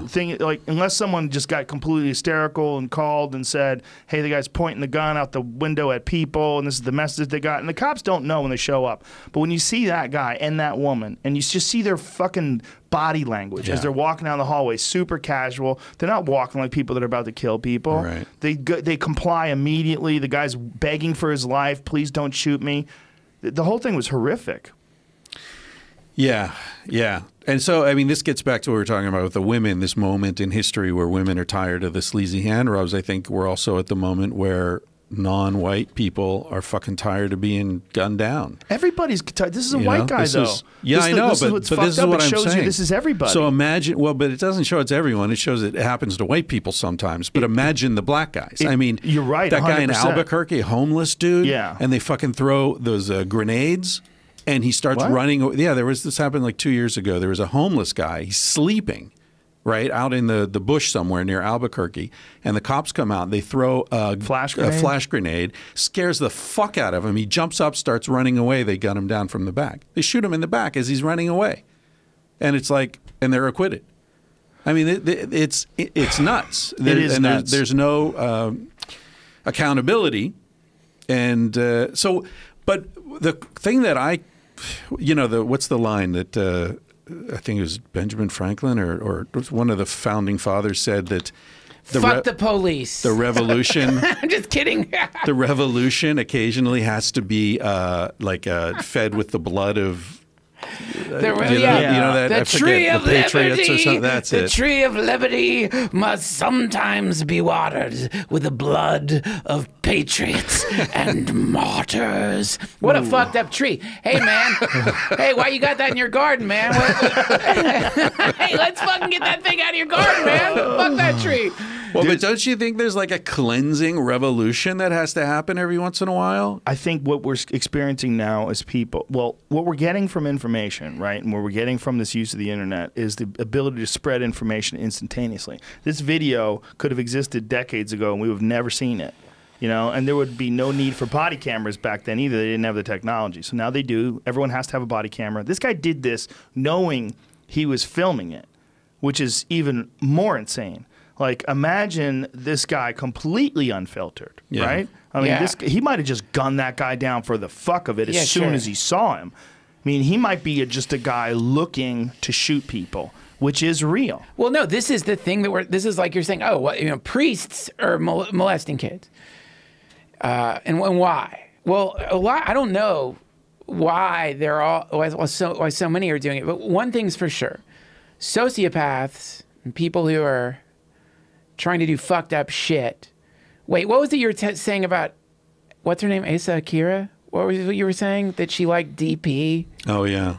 What is it you said? Well, she said, she was joking on this podcast I did with her. She was like, I think I've gamed the system because what I love the most in sex is DP, and that's what they pay the most for. Now, so what DP being double penetration for people who aren't fucked up. Yeah. Both of them. But new listeners. Kids. What that shows, that's a person who figured out how to make money doing what she loves. And so in the same way, when you have these fucking sociopaths, these pedophiles who want to make a career, who want to figure out a way to do what they're doing while like sustaining themselves, well, they're like, oh, I'll just become a priest. If I become a priest, I'm going to have, and it's all power. We're all talking power dynamics here. Because it's like, it's not enough that you're an older man and it's some helpless kid, but on top of that, you're a representative of the creative force of the universe. You're like the fucking spokesperson for the universe. Ugh. The power dynamic there is almost as skewed as it can fucking get. Yeah. And in the same way, that guy, no, I mean, you think when that guy goes home, he's like listening to sounds of waterfalls and shit and taking baths with lavender candles. That guy goes fucking home and he probably just fucking punches a brick wall. He just punches walls. That guy is not a happy dude. I agree. And he likes to dominate people and he wants to be in control and he wants to have power, and he got himself into a job where he could get paid to be the worst kind of murderous bully there is. And that's what's really happening, is that we have in our society monsters, and the monsters are smart and they're figuring out ways to get into positions of power. And before the bloody revolution, we just need to come up with better ways to scan for these fucking assholes so that we can keep them out of these positions of power. Not only do we not scan for them, we encourage them. The system is built in such a way that they're encouraged. I mean, it's no accident that we end up with psychopaths as president, Who the fuck else would want to do that? Right. Who seeks? That's Well, why I don't asked think earlier Obama's about a psychopath. I don't either. I think Obama and Jimmy Carter are two real exceptions to that. Well, wait. Well, we have to. I don't think psychopath is the right word for it, but you do kind of have to come up with megalomaniac. Well, you need to come up with a definition of terms, right? So it's like, for example, like Obama, like you have to come up with inarguable things. Like Obama for sure ordered drone strikes that killed people. So if you order a drone strike and it kills people, are you a murderer? That's a question. Are you a murderer if you order a drone strike and it kills people? And the number is insane. The number of innocents is in the high 80s, but I believe, does that make you a murderer? Does that make you a murderer? 80,000? No, percent. Oh, percent. Okay. Like if you have, haven't we done this before, Jamie? Killed. Like the number of innocents killed by drone strikes, I think it's somewhere in the 80 range, 80% range. But that would that make him a murderer? Like, is it safe to say when you're like using adjectives for him, you could say, well, or okay, well, could you say he has murdered people? Could you say this, that we have an infantile view of what the president is because there are so many tasks and so many human beings and so many things that are connected to him, that the idea that he is the one giving all the orders for all these different things that are happening all over the world is kind of absurd. Yeah. It's like a monotheistic God or the daddy. Yeah. We really need to go to a more community-based understanding of religion, of politics, of everything. There shouldn't be one person in charge of everything. But the That's idea ridiculous. that one guy, just think about two massive issues, geopolitics and finance. These are two things like that the government is supposed to have their hands on. They're supposed to be able to control the way we interact with world leaders, all sorts of weird military dictatorships in the Middle East and in North Korea. We have to interact with all of these countries, hundreds of countries. Then on top of that, he's responsible for job growth. Like, what? Yeah. Who is this fucking guy? Right. What else is he doing? He's ordering drone strikes. He's ordering drone strikes too. What else is he doing? He's keeping pot illegal. That son of a bitch. He's appointing Supreme Court judges. Yeah. He's drilling in Alaska. He's cutting a new road through the Salmon River. Like, one guy? One guy with a full-time job doing any one of those, being responsible for the decisions, is crazy. For any one of those things. Yeah. And the idea Plus, you're the public face of the world. And do you notice that Trump, and I used to think that people were exaggerating, but he's losing his shit. He's micro strokes, I think is what it is. He's slurring his words now. A lot. And he drinks 12 cans of Diet Coke a day, apparently, which may be fake news. They might be fucking with us. I don't know. But he watches 8 hours of television a day. He's the perfect representative of America. Look at this. Nearly 90% of the people killed in airstrikes were not the intended targets. During one 5-month period of operation between January 2012 and February 2013. Okay, but why do they hate us? Why do they hate us? But let's talk about the psychopath idea. Freedom. Let's talk about the psychopath idea. Like, what is a psychopath? I mean, this is a very special kind of murder that's happening here. Right. It's like, okay, let's take the classic example. God may rest in peace. Charles Manson. One of the things he always said is, I never killed anybody, man. I never killed anybody. And it's true. I don't think he ever killed anybody. Tex Watson did all the killings. Yeah. So with Manson, it's like, Jesus fucking Christ. That guy is truly, I mean, he really is one of the classics. He's amazing. He's like one of the most entertaining psychopaths in America, maybe ever. He's really a great actor. He's a great musician. But the thing is, like, okay, we know Manson, that guy was out of his fucking gourd. We ate your garbage, man. Yeah. You call it a garbage dump, I call it a gold mine. But like, you take somebody like that, and it's like, okay, clearly nuts. But then you take someone like Obama or any American president who's killed so many more people or ordered people to kill so many more people, and many of those people are children, and they're dressed in a suit, and they're dapper, and they're fucking charismatic. I mean, fuck, if Obama walked into the room right now, I'd be like, wow, Obama, wow, great to meet you. But Let me see your boss balls. You know how drone strikes get approved? No. Lawyers. What? From the Defense Department? Lawyers ultimately make the call whether or not drone strikes get approved. But dude, They get together with lawyers. That's the What's the... They have a target. Say if the target's an apartment building, they have a geolocator on the target, like whatever it is, whether it's metadata from someone's cell phone that indicates the cell phone's in this particular area? How big of a target is this? How much of a risk is it? What's the benefits of? And they'll literally get together with lawyers. This is according to a guy that I know that used to be one of the big wigs at the CIA. He's like, this is what happens. Mike Baker told me this. Are they worried about getting sued? Yes. Or what? They're worried about the legality of it, how it's going to be perceived, whether or not you can be tried as a war criminal for this. Wow. Yeah, like it's not just, the scary thing is not just that 90% are unintended targets. It's that they know going in that they're going to kill a bunch of unintended targets. Everyone in that still apartment. Gun them down. Like you saw that collateral murder video, which is what put WikiLeaks on the map. Yeah. When they released that video that showed those guys gunning down, and there's a minivan, and there's kids in the van, and the guy's literal reaction is, shouldn't have brought the kids. Shouldn't have brought the kids. We had to gun you down. Oh, whoops, turns out that wasn't a gun. It was a camera. My bad. I mean, they're gunning you down with blurry images from the sky. Yeah. And then when they killed kids, or thought they killed kids, I think the kids survived, they were like, shouldn't have brought the kids. Yeah, and that's what's really wild about it is that freedom. We don't, freedom, the tree of fucking liberty. We got to water it. What do you want the thing to wither? Yeah. But this is the to me, this is the most interesting thing about living in the United States, is the way that you generally don't think about that stuff. Like, you just don't think about it. It's not a thing that you really, what are you going to do? It's like, it's happening. We've been doing it. We've done it over and over and over and over and over again.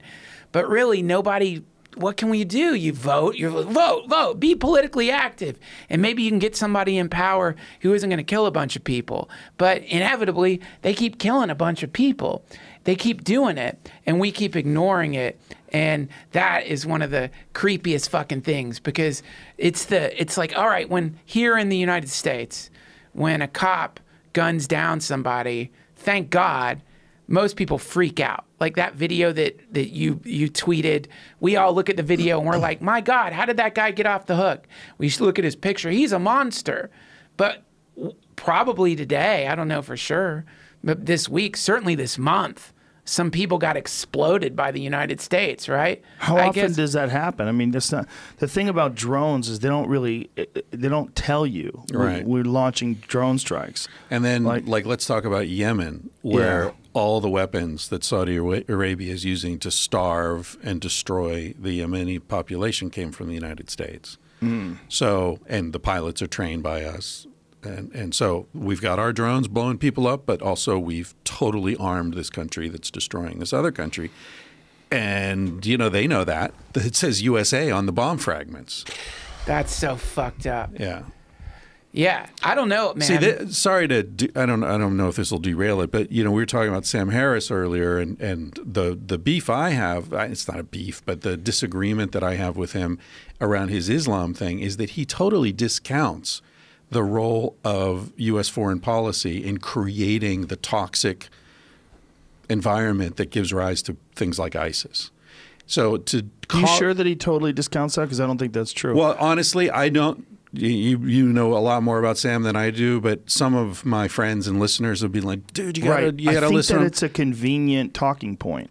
I don't think he does. Well, I listened to one podcast he did where he was responding to this article in the publication of Islamic Jihad or something, and he was like, "Look, this is what I'm talking about. Like all non-Muslims should be killed and blah blah blah." And he was going through this whole thing, and it's been a year since I listened to it, so apologies to Sam if I'm misremembering this, but what I remember thinking at the time was he said something like, well, there are people who think that it's U.S. foreign policy, but that's ridiculous. This is Islam. This is Islam. It says it right here. This is the ideology of Islam. And I'm like, yeah, but dude, that particular ideology of Islam is taking hold, A, because of 100 years of foreign policy of humiliating and destroying these cultures, and B, because of American support for the Saudi-supported schools. I forgot the name of the schools that are all over the Middle East now because of Saudi Arabia putting them into Pakistan and Afghanistan and all that. Wahhabism? Wahhabism, exactly. Thank you. Yeah, so I mean, I think this is really important, that when you destroy countries and when you do it the way we're doing it, where you don't even have the balls to go in on the ground, you're just blasting people from the clouds, it creates blowback. And if that's expressed in terms of a religious ideology or whatever it is, it's going to come back. You're absolutely right, but there's also stuff that's happening to places that has nothing to do with America that's also related to. I mean, look at what's going on in Iraq when the power vacuum was created because Saddam Hussein was killed, and the Sunnis and the Shiites started a civil war, and they're starting a war that has nothing to do with America, again, other than the fact that America took out their dictator. But why does Iraq exist? Right. Who created Iraq? We did, sure. The British. And look what we created did to it. Libya. And we created it like we did. Yeah. When I say we, I'm talking about European and post World War II. Team us. Post World War I, really. Yeah, Team Us. When they created these countries in Africa as well, they intentionally created them so that there were opposing tribes or populations within the country so that they could better exercise control over them. Right? Did they? So they engineered the Sunni and the Shia? They engineered, you look at the origins of, and I'm not an expert, I've read this several different places, but I know it happened in Africa as well, where they would intentionally draw the borders so that you have different tribes within that border who are all have long-lasting enmity with each other, so you can like arm and manipulate one tribe to dominate the others. And then when decolonialization happened, then we have all these unstable structures in place that we've left behind. I think what you're outlining is that it's a very complex issue. It's not simply just the ideology, and I 100% agree. Yeah. I don't think anybody who's reasonable couldn't agree. But I also think that there's a problem with human psychology and ideologies. And we have this very bizarre desire to be all in whatever team that we're on. Right. And when you're on a team that has arguably in 2017 the most archaic mainstream ideology, that's Islam, right? I mean, if you stop and think about how ancient is it, how in its practices, the way especially when it's used in radical ways, the way women are forced to dress, the way in Saudi Arabia, I think up until really recently they weren't allowed to drive, right? Now they're allowed to. Yeah, within the last 2 or 3 years. Yeah. There's a lot of like stuff in it that we would think of as being a part of a bygone era of human beings. Except for Alabama. Roy Moore's losing though, apparently. Is he? Yeah. Oh, that's happening right now. Down now. by 10 points. Yeah. Wow. Interesting. Yeah. Cool. Did you see the there video are those that parallels, Vice had right? on that? Yeah, there's definitely parallels. I think it's like all things. We're always looking for one reason why something exists. Yeah. And look, the reason why you have this idea of jihad and jihadism being like involving suicide bombers and sacrifice in war, a lot of that is directly attributable to what happened to Afghanistan during the Soviet Union's interaction with them when we were training the Mujahideen. If the way they talked people into going to war and armed them against the Soviet Union, these futile attempts. Yeah. There was a lot of encouragement for a lot of these suicidal tactics, and maybe not necessarily suicide bombing, but the Mujahideen were armed directly by the United States. Yeah. And that is what turned Osama bin Laden against us. Like, he was with us then. Charlie Wilson's War. Have you seen that movie? No. Oh, it's about that. It's about the senator, I think he was, who went to Pakistan and oversaw the arming of the Mujahideen. Tom Hanks. Oh, right. The guy everyone says I look like, who overdosed a while ago. Philip Hoffman, Yeah. Seymour Hoffman. Yeah. What is his name? Phil Seymour Hoffman. Yeah. And also, to relate back to what we were talking about earlier, think about the role of sexual frustration in getting martyrs. Oh. These are guys who never get laid. Well, a lot of them, they use kids, man. A buddy of mine who was over in Afghanistan was telling me how they would put kids in front of tractors because the tractors weren't expensive. Oh, Jesus That Christ. was Dr. Sean, right? Wasn't that Dr. Baker? It wasn't. I was thinking it was Andy Stump, but no, I think it was Sean Baker was telling me that. He was over in Afghanistan as a medic, and he was saying that these guys he's like, I can always make another son. I can't get another tractor. Jesus God. So they have their kids walk in front of the tractors to look for landmines. Here's a I super. guess all the donkeys have blown up already. Just fucking imagine that could even be something that someone could say, and you realize the difference in the world, that you're in the harshness of the world that you're talking about. And the worst thing about Afghanistan is, I mean, I know a lot of old hippies who that was on the hippie trail.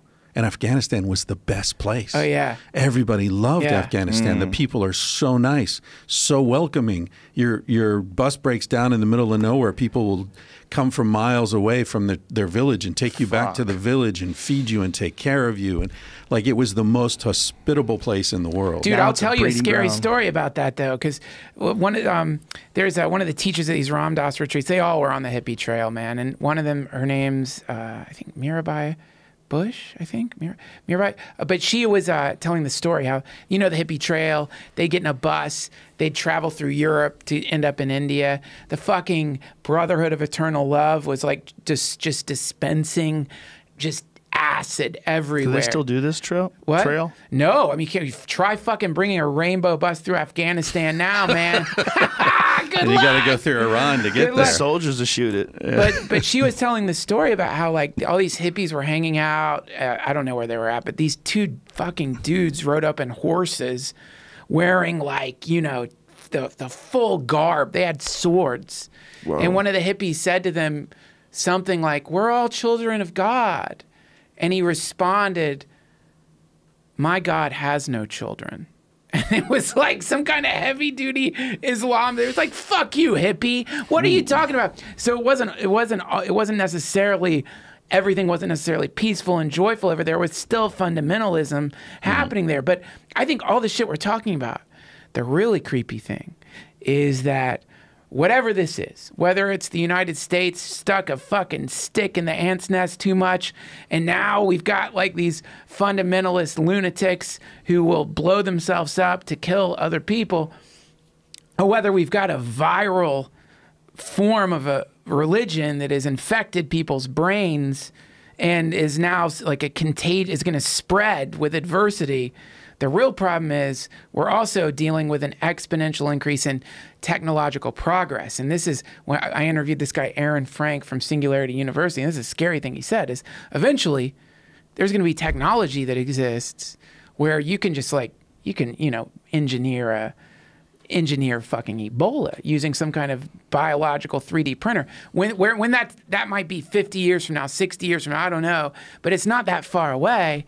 And also, this fucking Cuban sound beam, right? Yeah. There's kind of, the story popped up about these people in Cuba. There's some weird chirping sound. It was at the embassy, right? At the embassy. The U.S. embassy. They're shooting some sort of sound weapon at them, and it was driving them crazy. And it caused brain damage. And so when you consider that already there's apparently some new sonic weapon existing that can make you mentally disabled, maybe permanently, and we're dealing with people who are mentally disabled in another fucking way, which is that they've become infected with some paradigm that makes them think that there is an actual, like, loony God out there that wants them to put babies in front of tractors and that wants them to explode other people. And they can maybe get a hold of this sound beam that goes through walls and just start launching it into people's houses. Goes through walls? I think it went through a wall, yeah. Well, they haven't defined what this weapon is specifically, right? This is a new thing. Well, they know of some sound weapons. Some sound, sonic. But this is the thing. There was a time when a nuclear bomb did not exist, and then it existed. Right. There was a time when a gun didn't exist, and then it existed. So I think it'd be a safe bet to say in the next 50 years, we're going to get some brand new fucking weapon. There's some guy in DARPA right now whipping up some fucking thing. I don't know what it is. So who knows what it is, Just like a new kind of flashlight that shines through walls and just makes you forget who you are. Well, you saw what Elon Musk said about the robots. You'd need a strobe light to see him. Because they'll be moving so fast in a few years. Yeah. Sleep tight. Yeah, sleep tight, because it's like, not only do we have like, these weapons are in the hands right now, like you said.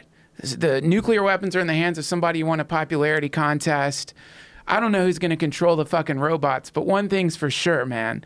There's a lot of crazy people on the planet right now, and they're going to have access to shit unlike anything we've ever seen. In the No question. Yes. And how about a weapon that just makes everyone infantile? Yeah. Like, doesn't kill you. Like the idea of the hydrogen bomb. The idea of the hydrogen bomb, right? The hydrogen bomb kills all the people, leaves all the buildings. Yeah, beautiful. But what about the neutron bomb? Neutron, is that what it is? Yeah. You're right.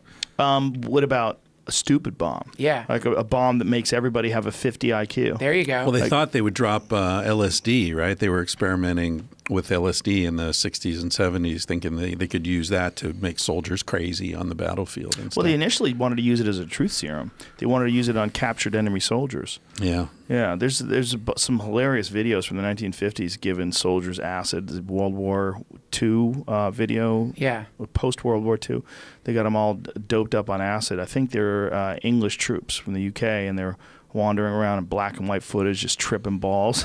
That's right. Yeah, it's true, dude. This is actually why we need LSD right now, because the problem is we're facing one of the most beautiful things that could ever happen to a society, which is we're about to create this beautiful technology that is going to be something unlike anything we've ever seen, and it's wonderful. It's wonderful. Humans are mostly wonderful, I think, but we've got a few of us out there who've been infected with this thing you're talking about. Us or them, the team attitude. Yeah. It's me and you. It's me versus you. And this is the problem. This is a real problem. How do we fix that? Because it's like, yeah, I don't know who caused it. That's the thing. Like, or is fucking Harvey Weinstein, or these, is it because the teen boys aren't getting jerked off enough? I don't know. But we do have a problem right now, which is that there's a lot of people whose minds are scrambled with crazy ideas. And that's okay. That's okay back when there were crossbows and shit. But now that we've got these minds scrambled with crazy ideas and access to information about how to make fertilizer bombs, how to make... I've already heard... Whatever happened with that? Where'd you get the fertilizer?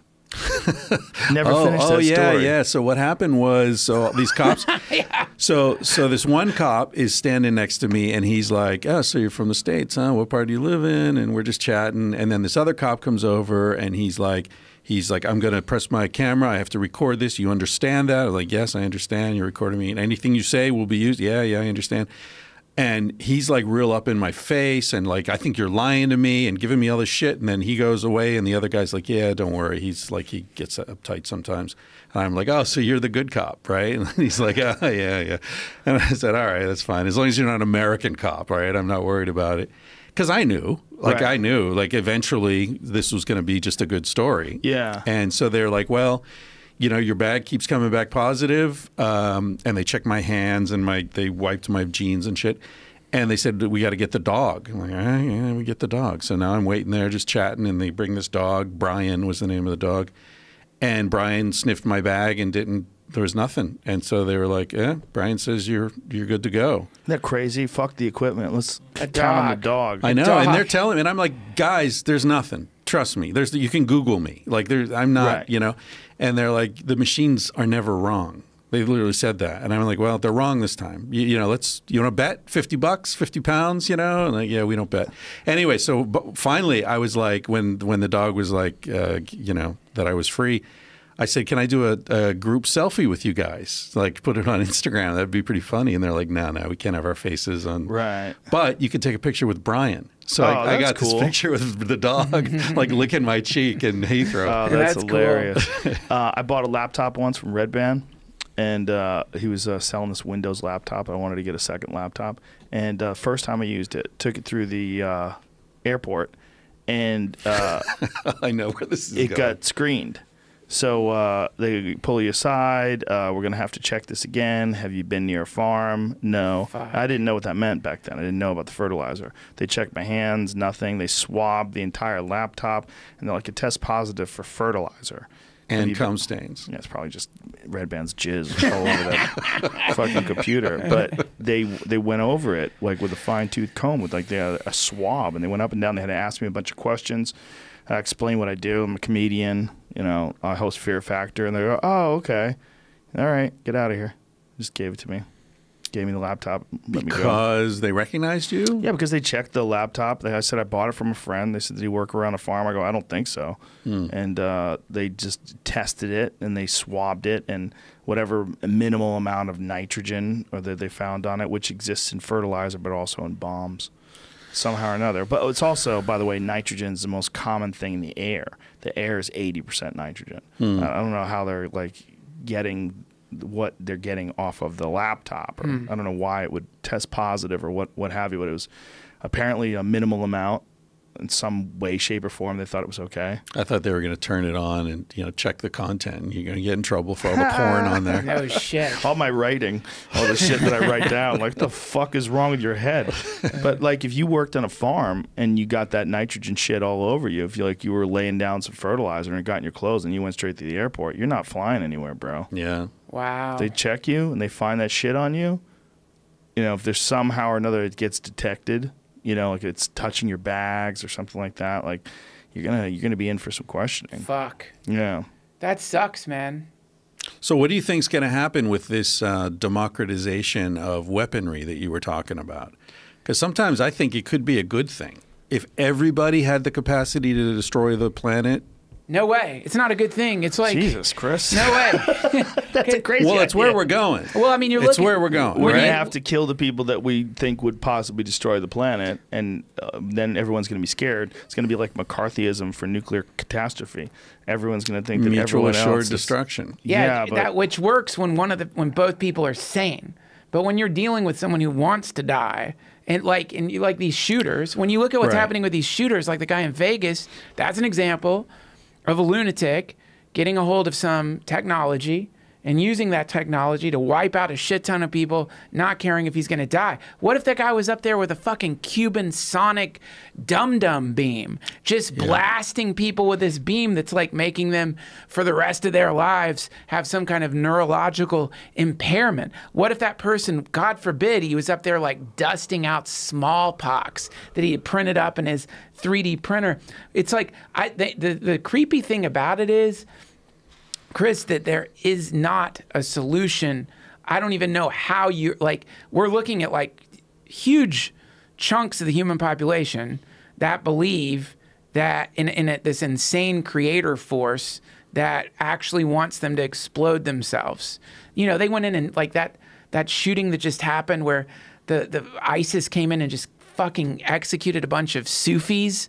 In Egypt, yeah. Yes, and Sufism, like that's it's like mystical Islam. It's beautiful. Yeah. It's beautiful. It's dancing. Yes, it's dancing. And so we already have this kind of insanity bubbling up in different parts of the planet.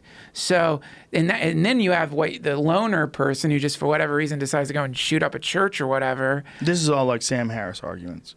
This is what Sam Harris believes, and when it comes to like ideologies being incredibly toxic in that form. Yeah, right? they can be. They can be. Yeah, they can be. I want to start a fight with Sam Harris, but I like him. It seems like a fun thing to do. I'm going to get you, Harris. I'm coming for you. You with your, hey, Mr. Logical. You logical focus. I'll get you for your focus. Yeah. How dare you be right all the time? No, but yeah, man, this is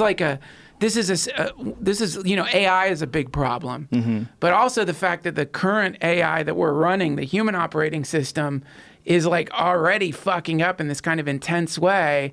It's I don't know what the solution is. No one can really even think about it, but it's a problem in the most intense way. Well, here's how easy the AI is to hack. Donald Trump, who's never been religious at any point in his life, ever, now is able to say, "God bless America," and everybody starts clapping.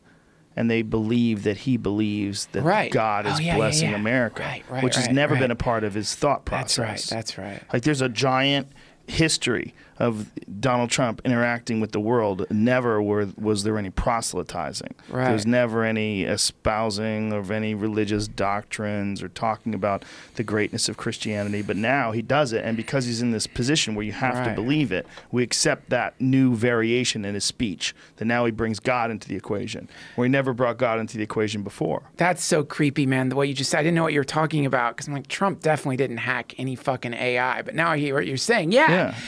He's tapped into this human AI. And the requirement to believe in supernatural beings that are looking out for us. Right. That's a requirement. Right. In 2017, you cannot, like if Chris Ryan wanted to run for president, one of the real issues it would be is, I can't trust an atheist. Right. Oh, I think that's going to be the least of the problems. I just read your book. We got to sit down and talk, because I'm not some crazy polygamous monkey person, you piece of shit. My first press conference would be a doozy, let me tell you. It'd be great. Yeah, man, so that is the problem, is the human AI, we're getting better at hacking it.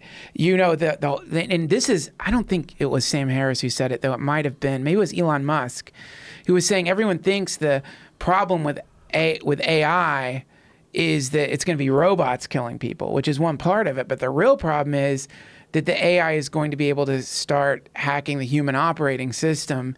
And we kind of have already witnessed that with the Twitter bots. So it's like you can produce the illusion of a majority opinion using bots. So, and the more advanced, right now you can at least kind of tell what the bots are. Like you go back and look and you realize the bot's been tweeting every like 5 minutes, and it's got like lists of people in it, and it's usually tweeting memes, and it seems to have been But you'd have to chase it down if you just looked at the comments itself after a post. Like say if you're someone who opposes President Trump, and they've got Trump bots that they use to go attack someone who says anything bad about Trump, you would just see the overwhelming negative response versus positive response. Yeah, well, yeah. But you could still, I guess what I'm saying is like right now there's a way you can tell something's a bot. But as AI gets better, you're going to start seeing, I've been thinking about this, you're going to start seeing these like basically social networking farmers. So the idea is like I create a teenage bot and I figure out a way to get it to create its own Facebook account, and for like, I don't know, 6 years, it just posts shit on its own Facebook account, giving the illusion that this is a living thing. Now, if I could do that with 7,000 of these teen bots, so now I have a bot swarm of 7,000 AIs that all have Facebook accounts, Twitter accounts, Instagram accounts that they've been somehow populating with bullshit content for like 7 years. So now no one can really even tell if it's a person or not. I've got a really super powerful weapon. And so I think that's what's the real creepy thing with AI is, and you know, you've seen that shit that popped up on the internet, the ability, here's a road in the day. Look, we just made it look like it's winter now. We just made it look like it's nighttime now. We just made it look like it's whatever, any time of year that we want. We can make it's going to get to the point where we can make a person look like they said anything. And you're not going to be able to tell the difference. Right. Yeah. And then on top of that. That's here, by the way. Here. Did you see I think it was Radiolab or something that did a podcast about that? It's not quite here. It's close. It's discernible, but you're getting close. So we're talking about reality. Video and audio. Yeah, it's reality bombs where you're going to be able to bomb a culture with AI, produce the illusion of anything that you fucking want, whatever you want, and people are going to believe it. But devil's advocate here, haven't we been doing that for a long time? Isn't that what a laugh track is? A studio audience? Yeah, but you're creating the illusion of community of a bunch of people that believe a certain thing, that react certain ways, and that manipulates the hordes, right? Bernays wrote about this in the 20s about manipulating and look the at how masses. effective it's already been in its rudimentary form. Exactly. Now imagine a super advanced form of that, and what you're looking at is like one of the real problems of AI that maybe is more problematic than robots going so fast you have to use a strobe light to see them. We're talking about people no longer, if you believe that anything in the media or on the internet is real, or if you've been trying to like establish your concept of what the universe is or the world is based on the news, based on the internet, and people have been doing that for a long time with newspapers and shit, then we're going to enter into a phase in human history where that is no longer necessarily a way for us to gauge what reality actually is, because we're not even going to know if fucking humans are creating the content. We're going to get to a certain point in time where we're not going to know if someone's human. Yeah. That's it. Blade Runner is a real thing. I mean, that's going to happen. Yeah. That's not far away. They have some pretty goddamn convincing robot heads now in Japan. Sex robots. Yeah. Looking pretty good. They don't look too bad. And we're getting real close. We're getting within 50 years away from an indiscernible artificial life form. Yeah. A buddy of mine had a wet dream recently. He's in his 40s, and he had a wet dream where he was having sex with two Asian sex robots. Oh, yeah, for sure. And dude, you watch Ex Machina? That chick, and even though you could see right through her legs, she was clear. She had clear arms and shit. You'd still fuck the shit out of her. She's beautiful. She was nice to you. Yeah. Like, how do you know what is real? I mean, if it interacts with you, if you're talking to it, it's real. Black Mirror shit, man. Yeah, but here's where it gets really interesting is, like, there's this mystic named Gurdjieff, and he called people spiritual machines. And so his thing was like, most people already are robots or automatons, in the sense that most people, when they're doing anything, whatever the thing is they're doing, it's imitation. Right. So when a person, like, does the way a person who's acting cool, right? Usually the person who's acting cool has learned that from something. It's all imitation. It's all autopilot already. So most human beings, they're not even autonomous at all. Like, most people will spend like 3 fucking days completely up in their heads, not even knowing where they're at. I mean, I know I've been in that situation where, like, some time will pass and suddenly I'll be like, wait, what the fuck? I've been in my head for 3 days straight. I'm running on autopilot. What's going on here, man? That's like how many people are. They wake up in the morning, they get their coffee, they get in their car, they go and do their thing, they come back, they go to bed. They barely even know what they're doing. Yeah, momentum, right? Yeah. So we're already dealing with a kind of organic robot, a meat machine that's barely even aware of what it's doing, which is why I think, and I know you and I talk about Christ a lot, I'm going to bring it up on your show again. When Jesus is being crucified, I think one of the most poignant things in the New Testament is when Jesus is being crucified, he looks out and he says, Father, forgive them. They know not what they do. Yeah. And a lot of people interpret that as being like, they don't know I'm Jesus. But I think what he's really saying is, they don't know what they're fucking doing, man. Period. They're just on autopilot. They don't know what they're barely sentient they're yet. Termites in the mound. Now let's think about what we were talking about earlier when we were talking about 50-year-olds. He's trying to grab it. No, I didn't know if you were passing it. Pass it to him. Yeah. Give him some of that shit. When we were talking about 50-year-olds or 50-year-old movies, those old movies where men smacked women and grabbed them, and how you're seeing these big changes in the way people behave. Yeah. Now let's go 2,000 years ago. Let's go way back before written things. Yes. Right? And let's go back before anybody knew how to write things down or read. And let's imagine. Like, what is that, 10,000 years ago? 15? About 8 for writing, rudimentary writing. Yeah, it's all insane. If you really think about the amount of raw change that's happening in our life, just what's going on right now with this whole Me Too movement, the sexual harassment and sexual assault, outing of all these predators, all of this stuff. I'm good. Just put it. All this stuff that's happening now is just like accelerated evolution. It's like accelerated cultural compatibility, like accelerated understanding of, and it almost like a new like version of equality. Because it used to be that, like, you could fuck your employee because your employee couldn't say anything. Right. They couldn't do anything. Well, now they can. Now everybody can.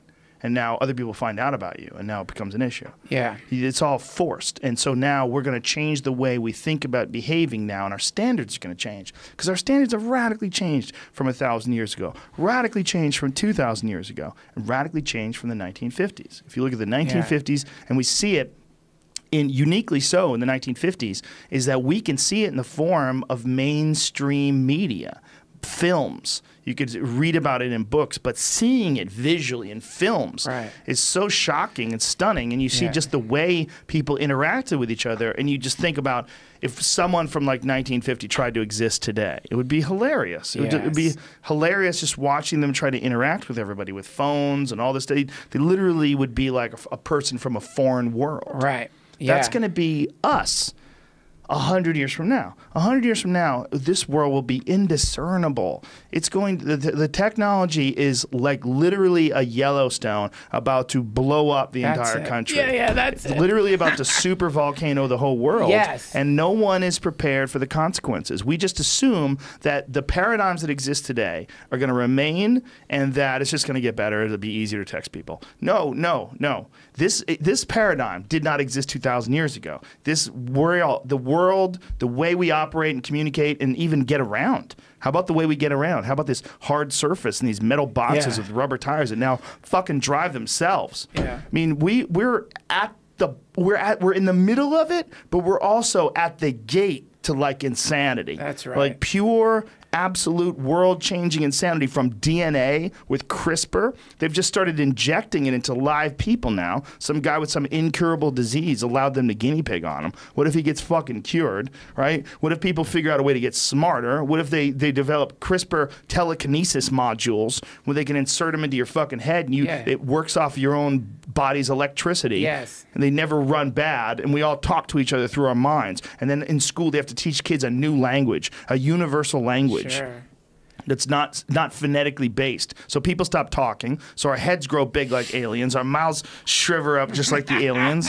That's what the alien. That's what that archetype is. That alien archetype is like what we know we're going to look like if we keep going. We're all going to be like a merge of colors because that's like problematic. All that dick stuff, that shit just gets in the way, dude. Your dick stuff's now all in your brain. Sure. Well, this is what McKenna talked about, how like, what do you say, octopus, like all the limbs, like the ability it has to communicate with body language is so much more profound than us. It's like, not only are we not going to have this form, we're going to be able to decide any form we want. Any form. Anything you want to be. You want to be a fucking octopus? Yeah. Theoretically, you could be an octopus if we get to that point. Without also nuking ourselves? Without nuking ourselves, or without like actual Yellowstone, or without like sending out, maybe we just haven't produced, we always are scanning the skies for radio signals, or that's what we used to do, but maybe we haven't even produced a signal that an advanced civilization would identify as being something that would come from a civilization. Right. And the moment we do it, the moment somebody at CERN or somebody at DARPA produces some kind of beam that emanates from the planet, it just summons just a fucking legion of like crafts that just want to enslave us, you know? You know what I mean? It's just like the first little like bloop, and then zoop, they're ready. Harvest them. The weirdest thoughts that I've ever had about interacting with other aliens or other life forms from another planet is not that it's a signal. It's not that but you can go to a place, that you can transform like whatever your consciousness is into something that can travel to different dimensions, and that these things exist in dimensional planes as much as they exist in physical locations. So maybe it's got a physical location of 100 billion light years away or whatever the fuck it is, right? Yeah. But it's also right here. Yeah.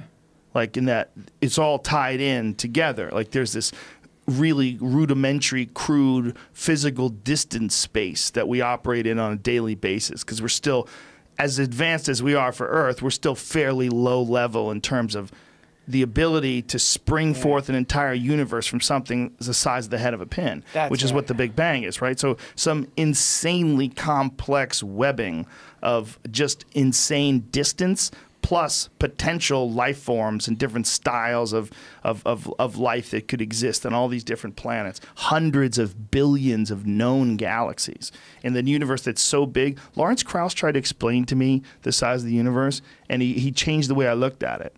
Because he said, it's not that we know for sure that the universe is 13.7 billion years old, but that's as far back as we can see with what we have now. And he was saying that time, that he was trying to make some distinction between the amount of time it would take to go back more than 13.7 billion years, and that time literally moves faster than that. And that you can't detect it after, like, we're very limited in our ability to detect things after a certain space. So he's not like necessarily the universe is only 13.7 billion years old. It might be infinitely old. It's like that's as far as we can see with our flashlight, so we assume that's all there is. Well, they have to operate on what they can prove now, right? So this is what they're saying. What we can prove now is that light is, the light we're getting is 13.7 billion years old, or the radio waves that indicate that there was some sort of an explosion. But all of it is like super sketchy, man. They're all writing things down on little legal notepads. They're all agreeing with the math and looking at it. And they're way fucking smarter than me, so they're probably right about a lot of stuff. But it's entirely possible that just we don't have the ability to detect how much further it actually goes back. Right. And they might this whole faulty assumption of this initial beginning of the universe might be bullshit. Yeah. There might literally not have ever been a beginning because it has always been here. Right. Well, in my area, they've been saying anatomically modern human beings have existed for 200,000 years. That's what everybody, including me, writes in the books. That's the accepted wisdom. A couple months ago, they found remains in Morocco that seem to be about 300,000 years old that appear to be from anatomically modern humans. So it's like, oh, well... So when you say something goes back, well, you've had Graham Hancock on a lot, right? Where you say something goes back a certain amount of time, often what you're saying is that's how far back we found something, or that we could detect it in the case of the space exploration. Insane. And here's what's really insane. Let's give them the benefit of the doubt. Let's go 500,000. That's nothing. Yeah. It's a blink of an eye. Yeah. 500,000 years ago, we were literally some kind of ape thing. 500,000 years ago, right? Yeah. Well, when were we Australopithecus? 2 million years ago? Australopithecus. I stick with anatomically modern humans, which is why that really jumps out at me. But yeah, I'm not real clear on Australopithecus and Cro-Magnon and right. I know Neanderthals lived up to about 40,000 years ago. Yeah. And interbred with humans. How crazy is that one? Yeah. So that means there was some sort of like cultures, there was some sort of like villages and shit back then. Now stop and think how crazy that is. And we're talking about like Mesopotamia or Sumer or Iraq. We're talking about these incredibly advanced for the time civilizations that are like the oldest known modern style civilizations. Yeah. They're only 6,000 years old. Yeah, I know. It's crazy. It's so crazy.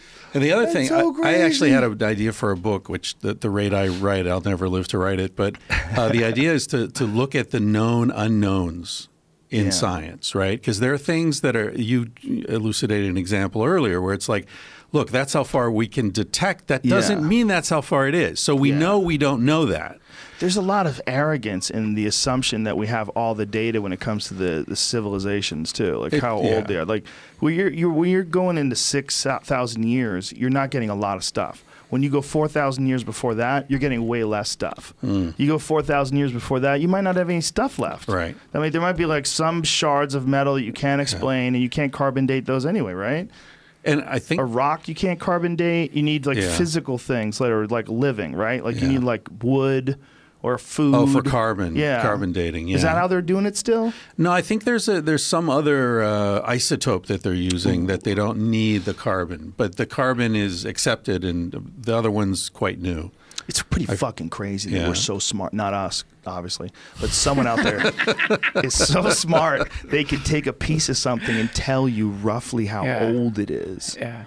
That's fucking nuts. Yeah. And apparently it gets a little screwy if in places where there's higher levels of carbon, and there's some weirdness to it, especially initially when it was first invented.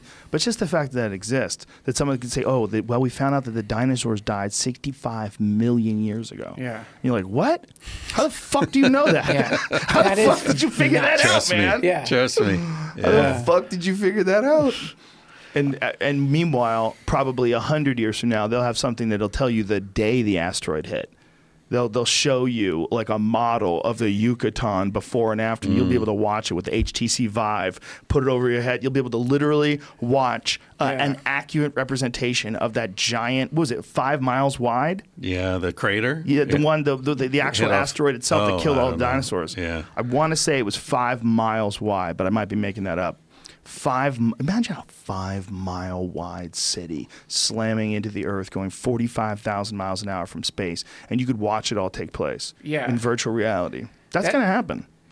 You're going to be able to see it. You're going to be able to literally witness the people coming off the Mayflower and clubbing Native Americans and raping them and killing them. You will be able to literally see. Westworld. Have you seen Westworld? Yeah, yeah. It's intense. But I mean, I think that they're going to be able to recreate things as computing power gets more and more power. The only real problem would be things that are like prehistorical in terms of like cultural things. Maybe not like physical animal things, but as far as like things that people did or didn't do, because they vary so much. Yeah, sure. It'd be so hard to pin down without real, accurate like images and videos. But from like here on out, they're going to be able to have recreations of things that happen that are going to be indistinguishable. They have images of all of us. Everybody has a Facebook page. Everybody has a picture of you. All right, so the 300 billion, whatever it'll be in 100 years, 320 million people that exist in this country right now. There's probably a picture of everybody. Yes. That was not the case 100 years ago, right? Yeah, sure. In the future, there's going to be some sort of a 3-dimensional version of you that you use as an avatar in your 3D games. Yeah. And that's going to look exactly like you. Sure. And they're going to be able to make something that literally recreates moments in your life. Well, they're going to be able to like take your social thumbprint. They're going to be able to, theoretically, they could scan all your Instagram posts, your Facebook posts, all your tweets, even your podcasts, analyze your voice, get an idea of your personality, construct some kind of massive amount of data, feed it to an AI, say create a personality based on this person. Here's their picture, animate the picture, and now you've cloned yourself. And AI is like basically imbued all the data that exists in you has been used to imbue an image of you with your personality, and now you are living in some kind of simulator, which means that you're going to be able to, anyone who has ever had their picture taken and has some kind of data out there to establish some kind of personality, you're going to be able to use that to make, to simulate individuals that have lived in the past. And dude, it's going to get really interesting ethically, because it's like, all right, let me fucking take like, I don't know, who's somebody out there with like a huge social, like, let me take Taylor Swift, right? I'm going to take her, I'm going to have my AI produce a mini Taylor Swift, and I'm going to drop her into like a simulated reality filled with fire-breathing scorpions to see what Taylor Swift would do if she was like running through some doom simulator. And they're going to have to come up with laws about this, which is like you can't duplicate without permission. We've talked about that on the podcast before with robots. We were like, what's going to stop you from making a replica of, say, Jennifer Lopez for a sex robot? It looks exactly like Jennifer Lopez. And is that a violation of her? You go over, you go to the store and you could literally buy a Jennifer Lopez fuck doll. It looks indistinguishable. You take it home and you fuck Jennifer Lopez. Well, more than likely, it's going to be, you're going to have some kind of like, what you would have, I guess, would be some kind of generic-looking fuck doll, but you put AI goggles on or augmented reality goggles on, it projects whoever you want onto this thing. So it's like you don't even go buy a fuck doll based on a celebrity. You would just have some kind of like basically a screen in the form of an android that your augmented reality would project a person onto that. So it's like being in love. Yeah. Yeah. Well, I mean, that's where it gets projecting your ideal person onto someone else. That's where it gets really fucking weird. That's the other thing that you're going to be able to do is you're going to be able to sit across from someone and project onto them anyone that you want, so that no longer. Oh my God. You could be talking to Winston Churchill instead of your girlfriend. Exactly. And then you and I could co-project something onto Joe. Well, so it could be like a game we'd play together. Yeah. Well, especially if we all decided to live in virtual reality. If we spent most of our time alone in a room, but we felt like we were all hanging out together, and the feeling is indistinguishable than being in a physical location. Right. I mean, there's going to be a lot of that going on, man. Then you don't need a body anymore. We're going to get super close to the alien thing, man. We're going to engineer big, giant heads, and we're all going to exist in there. There's going to be HTC Vives built. There's no more atmosphere. We're going to blow out the atmosphere, so we have built-in sunglasses. That's why the aliens have the big black eyes. Yeah. Those are like built-in Ray-Ban Wayfarers. That's what they are. Yeah. Dude, I think it's... Brought to you by Ray-Ban Wayfarers. They have skin that doesn't get cancer. It's bulletproof. We figured that out. Don't you think this is like when you smoke DMT, and I've never smoked DMT, and I never would do any illegal psychedelic. But let's say that let's say that I'd recently done it at, like, I don't know, Burning Man, where no one's doing drugs there anymore. But let's say that I'd done it there. But people are so confused anymore. The point is, like, back in the old days, man, it was better. Like, so making up that I had that, I had a crazy experience, man, where I looked down after drinking this very strong mint tea, and I saw this fucking I don't know, it looked kind of like a cow or something, but coming out of it had this long neck with like a technological lantern hanging off of it. And I'm looking at that thing, and what's interesting about DMT is you look away and you look back, that fucking thing's still there, man. It's just right there. I'm like, what the fuck? Got sucked through this tube into this beautiful, beautiful domed structure. Oh man, it was so pretty, and it's spinning with potential. It's just pure potentiality. And I'm looking at this incredible thing. It's technology for sure. I mean, whatever this was, the way my brain was interpreting it is like, this is technology. Like, I'm looking at some kind of super advanced simulator or some kind of machine that is like simulating realities. And I'm looking at it, it's like, my God, it's just so much potential here. But I thought to myself, I'm going to miss my friends if I have to hang out in this place. Because the interesting thing about DMT is that there's a sense of, I've heard other people report this, a sense of incredible familiarity where you're like, I have been here. In fact, this is home. Yeah. And then you realize the feeling of coming home is actually, it's not even close to the feeling of being at home here. And I'm looking around at this and thinking, yeah, but my friends, what about all my friends? I'm gonna in this space, I'm gonna miss them. And that thing, it doesn't talk to you, but it's like, might as well be a voice. It's like, oh, you can always go back there. And then I open my eyes and I'm back at Burning Man, hanging out with my friends. And that's when I realized, oh, fuck, I get reincarnation, man. I get it. This thing you're talking about, the simulator that is going to happen, sometimes after having taken psychedelics, you think, no, it's already fucking happened. And this thing that we're in right now, our lives, the idea of reincarnation is you die and then you become a goat or something crazy like that, a larva, a slug. But what if it's that you die, you pop into that DMT realm, and you get to jump back into your life at any frame of your life that you want to. You can actually repopulate your life or reincarnate your life at any moment. So you die, you become the universal superintelligence, and then you gaze back into what happened. And usually it's like in Buddhism, they say the cause of suffering is attachment, that what you're attached to that life, this thing you just were, this fucking interdimensional temporal worm that burrowed through time with every action that you took. And you're like, I don't want to die. Yeah, well, you're like, I want to go back. Right. I want to go back to this moment right now. And I was podcasting with my pals, doing a shrimp parade, and then boom, there you are. You're back in your life. So in any given moment, you could be reincarnating a million fucking times. You could just be like always coming back to any frame of your life that you want. And anyway, this is what came to me out there in the desert. And I was thinking, oh, I get it. It's not like you reincarnate into other life forms. You keep repeating your life, but it's not a circle. It's a spiral, hopefully, because each time you can improve a little bit more. You can improve a little bit more, make decisions that you normally wouldn't make, which is why, like, at any given moment, you know, the big moments that come when you're around somebody and you're about to say some shitty fucking thing to them, you know, your enemy, whoever it may be, that moment where you're like about to do the fucking thing you always do. And you can feel it, like you feel this gravitational pull to the habituation. And in that moment, you're like, you don't say the shitty thing. In that moment, you discipline yourself, you control yourself, you don't do the thing you've always done, whatever it is. And in that moment, your life spirals up a little bit.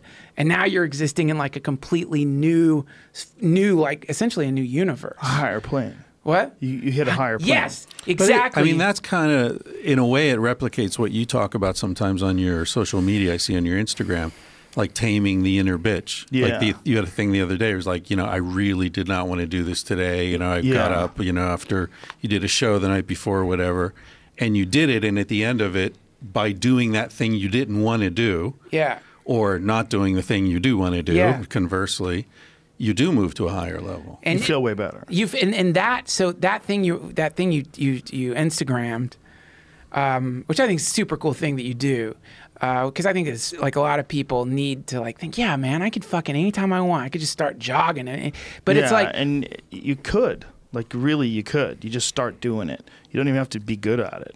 You don't have to do anything. Could just make sure you do it. If you just do that, everything changes for the better. And that seems so easy. It seems so ridiculous. But you need to hear people say it, and you need to hear someone say it who actually does it. Yes. Now, that, Rupert Sheldrake, I think you might... Yeah, I've had him on. Oh, cool. Okay, Yeah, so great. his idea, the runnel and the time-space, he calls it a runnel, basically. So that feeling, when you're like, fuck, I'm not going to go running, you're not just feeling your own, like, lack of ambition or laziness. You're literally feeling, now again, I don't believe this, it's just like a thought experiment or whatever, but you're literally feeling the gravitational pull of infinite lifetimes where in that moment you decided not to go running. You're actually feeling like the track that you've carved deep into the time-space continuum by every time that moment appears, you keep making. So when you actually do go, I'm going to go fucking running, you're kind of climbing out of this trench that you've dug into time over countless incarnations. And when you do that and you're out there running, you're like in a new dimension now. You're like, what the fuck? This is the dimension where I decided to go running. And then that's why everything starts changing a little bit when you make these decisions. Big life-changing moves. Yeah. Those are good for you. And for some people, going out jogging can be a life-changing move. It doesn't have to be some spectacular thing. It could be as simple as like taking a yoga class. Deciding you're going to take a yoga class twice a week or 3 times a week can change your life. Calling someone who you've said some shitty thing to because they did something wrong, and being the bigger person, apologizing instead of holding that stupid grudge. Right. Calling them up and being like, "Hey, I'm sorry. I was fucking mad. I love you. You're great." Instead of like carrying on with this stupid, angry war carousel. Yeah, the carousel. Anytime you make decisions like that, things get fucking better so fast. And then, like, I don't know if you've noticed I've noticed like synchronicities start happening more. Like good luck starts happening more. Like interesting things start happening more. Yeah, I think we fight against ourselves sometimes accidentally. Like, I mean, when I was young, I would have an interaction with someone, and then I would always imagine what they were going to say when we talked again, and then I would imagine me talking shit to them. Yes. And then I would imagine them getting upset at me and having a delusional perspective. I would like play out this weird play in my mind. And then when I was in my 20s, I started to realize how preposterous it was. It took me that long. And I realized, like, I'm wasting all this time. And I didn't realize it was I didn't realize other people did until I talked to my friend Brian once, and he was saying the same thing. I go, you have arguments with people that aren't there. He goes, all the fucking time. Yeah. All the fucking time. I have arguments in my head with people that weren't there. That's like sometimes you'll have a conversation with someone about something, and then you both immediately are like relieved and start laughing because you're both expecting the other person to be like super mad and come in like an asshole. Yes. But meanwhile, you both apologize, and then it just goes away, and then everybody feels way better. Way better. Way better. Yeah. Like, conflict is stupid. What's not stupid is exercising out all the anxiety that your body possesses that it creates conflict in the first place, whether it's exercising it through meditation or through taking a yoga class or doing something physical that just gives you some relief of stress because you exert yourself. It doesn't have to be anything crazy. Fucking going on a nice hike. You go on a nice hike, you get to see things, and you feel better. Like you're walking, the blood starts pumping through your brain. You come up with great ideas when you hike.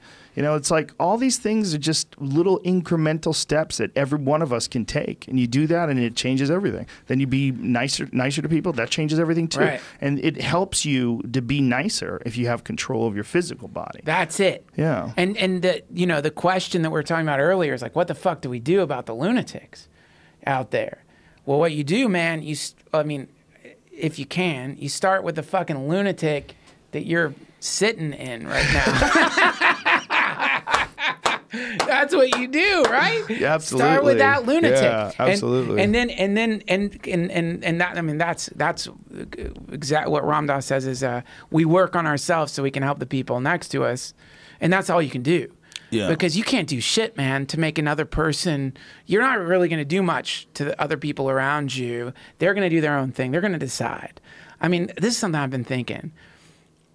fucking Jesus, because a lot of people talk about miracles and stuff, especially like in the camps I hang out with. Like Duncan says, I've been thinking about fucking Jesus. You shouldn't say that, man. but no, I will. Freaking. That's a Say freaking, man. That's a different thing. Fucking Jesus. Yeah. I would totally do it. It's a different thing. I bet you've already done it.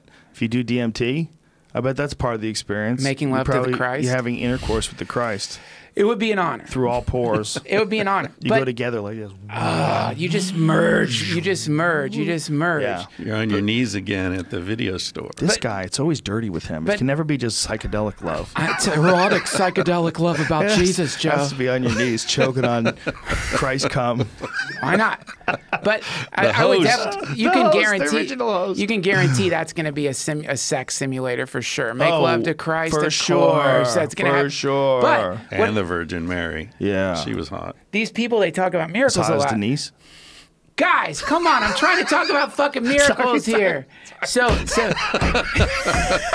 I'm obsessed with this fake Denise gal we created. Denise. No, these people, they talk about miracles a bunch, and like, you know, having seen some of these fucking gurus do crazy shit. Yeah. But they always say it doesn't matter. Like, ultimately, these are just like fireworks, kind of. It's just like tricks. It's a firework. It doesn't, because like the thing is, like, you could sit in front of someone and like levitate bottles in front of them. Like levitate a bunch of bottles, right. Teleport across the room, come back, and then tell the person, you know, you're going to be a lot happier if you go jogging. Like, someone could do that to me, and tomorrow I'm going to wake up, and I'm like, yeah, he levitated bottles. He teleported across the room, then he told me I should go jogging. Like, I'll probably go tomorrow, man. I'm not gonna go fucking jogging. I don't care that he teleported. I don't care that he levitated. So you know what I mean? It doesn't matter. The point is, like, if a person who can levitate bottles probably isn't gonna make you go jogging, then certainly you're not going to be able to talk to a person and be like, hey, you know, you're going to feel better if you do this. Right. All you can really do is look at yourself and be like, you know what? I'm going to go fucking jogging. This is a really good point. What's your take on this in terms of like the miracles in the Bible? Like some of the weirder ones, like walking on water. Like what do you think that's about? What do you think, like, even though the interpretation of those is kind of suspect, right? Like, what isn't the walking on water is a weird one, because I think it has to do with translation, and I think that it could be interpreted in other languages as walking by the water, like walking near the water. Could be thought of as levitating and walking on water. It's all in the preposition, man. Yeah, it's so hard when you're going from ancient Hebrew and Aramaic and all this different shit. But do you think that what you're saying is like that someone would do tricks to get you to listen to them? Like you levitate things, or walk on water, or turn water into wine, or read minds, or Moses splits the sea. Yeah. Like what? Yeah. Like, you know, I used to have a bit about that where it was like there'd be like 100 people standing behind him going, "How long can he hold that? Like, what the fuck is he doing? Like, why did he split the ocean? We have to walk across that? Yeah. Dude, that's gonna take days." And I'm like, how's he doing that? Magic? Tell that silly motherfucker to use his magic and make us a boat. This is crazy. I'm not walking. It's a mile high of sea on one side, a mile high the other, and you're just walking through the middle. There's fucking dead fish flopping around in the middle, walls of water on either side. Yeah. Very humid. Yeah. Fuck that. Well, I mean, that's all, you know, that's literal interpretations of something that's like way deeper than that. Probably that has a lot of deeper meanings. It's probably it's a myth. They're using these like encoded stories to try to get across something that's a lot bigger, and that's isn't about really walking on water, maybe. No, but I think that these showing that the people that had all this knowledge also had magic tricks is very telling. Like the people that everybody would follow, they were able to do things. Yeah. Right? Like, how about the guy who called upon a she-bear to kill these kids that were mocking him for being bald? That's a story in the Bible. That's in the Bible? Yeah. There was a man, I forget his name. See if you can find that story. He called upon a she-bear, and God brought down a she-bear to smite these children that were making fun of his balding. It's funny, she-bear and she-ass. Yeah, well, I think it was a female bear. she-asses. They would call it a she-bear back then. You know, today I guess they would call it a sow bear. but that this bear killed the kids because they were making fun of him for being bald. Yeah. Like what? Like, you know, there again, you have to listen to this guy. He's got magic. He's able to conjure up beasts from the forest to kill mocking children. Yeah. They walk on water. They turn water into wine. Here, why did God kill 42 lads merely for saying Elisha was bald? 42 lads. That makes it worse somehow. Lad is such a friendly word. Well, let's read the verse. Then he went up from there to Bethel, and he was going up by the way. Young lads came out from the city and mocked him and said to him, "Go up, you bald head! Go up, you bald head!" When he looked behind him and saw them, he cursed them in the name of the Lord. It doesn't say what he said. The Lord's in all caps too, by the way, like it's a fucking Twitter account. Then two female, Lord. Then two female bears came out of the woods and tore up 42 lads of their number. I thought it was 2. I didn't know it was 42. Man. That's crazy. 42. It's a lot of lad. I didn't know it was 2 bears either. I thought it was just 1 she bear. Wait, what is it? So this is like actually exploring this. Why would God allow 2 bears to kill 42 young lads? And it's written by a guy named Matt Slick. Oh, God. I don't know. He's probably doing porn right now. And look what it says. Let's take a look. Bitch, you ain't taking a look at nothing. You're just guessing. Elisha was traveling from Jericho to Bethel when a group of young men verbally accosted him. 42 is a large number of people, and they were probably an organized group who had gone out to challenge Elisha. Their mockery implied a malicious intent, especially when the culture of the time insisted on showing respect to their elders. Furthermore, the statement, "Go up, you bald head," has cultural significance. First of all, "go up," in parenthesis, is probably a reference to Elisha's predecessor, Elijah, ascending to heaven. In other words, they're stating that when Elisha gone, they want Elisha gone. It says, this is just so ridiculously. Yeah. And since Elijah had gone on to the next world, the implication is they wanted Elisha dead. Also, the epithet "bald head" was one of contempt in the East, in quotes, applied to a person even with a bushy head of hair. Lepers had to shave their heads. So such a statement could easily have been deliberate and malicious insult, something dangerous and yeah. Well, this is such a weird interpretation of what it is. Either way, you sent bears to kill people for mocking your fucking head. So you're saying it's okay if they were being disrespectful that God would just call some bears? Yeah. Like, this is the weirdest sort of a justification for attack by wild beasts. The creator of the universe is using a wild beast to attack because someone hurt with words. Yeah. Have you read the book of Job? Not since I was like it's a whopper, man. So it's the story of this guy Job, who's like prosperous. He's in love. He's married. He has 3 children and lots of animals and land. Everything's going great. And so up in heaven or in wherever they are, God and the devil are having a conversation. And God is saying, "Look at how great I am, how everyone loves me. And, look at Job. He loves me. He worships all the time and all that." And the devil says, "Well, of course he does, because his life's so good. Take away his sheep and see what he says."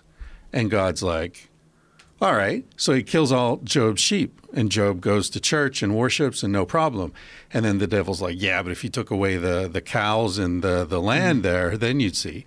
So God goes and takes away the cows and the lands, and it goes on until Job is totally destitute. All of his family is dead. He's sitting on an ash heap with boils all over his body. That's how far God was willing to go to prove a point to the devil. Jesus Christ. Yeah, but remember the part that he continued to love God. No, but that's a crazy story. But the part where sorry, let me just finish. So then what? So then God wins the bet, where he's tortured this dude, and he gives back twice as much as everything to Job to reward him. So now he has 400 sheep and and 6 children. And it's like, so it didn't matter who those children were that you killed and the wife. You just give him another wife and more children, you're better. Maybe he had a little time machine, spun it all back. I mean, he did create the universe. He could do whatever the fuck he wants. wants. The fuck he wants. But that is kind of like the part in Job that's cool. I mean, again, literally, yeah, it's fucking ridiculous, but it's not like... It's not supposed to be These literal. are stories that are meant to like encompass the human predicament.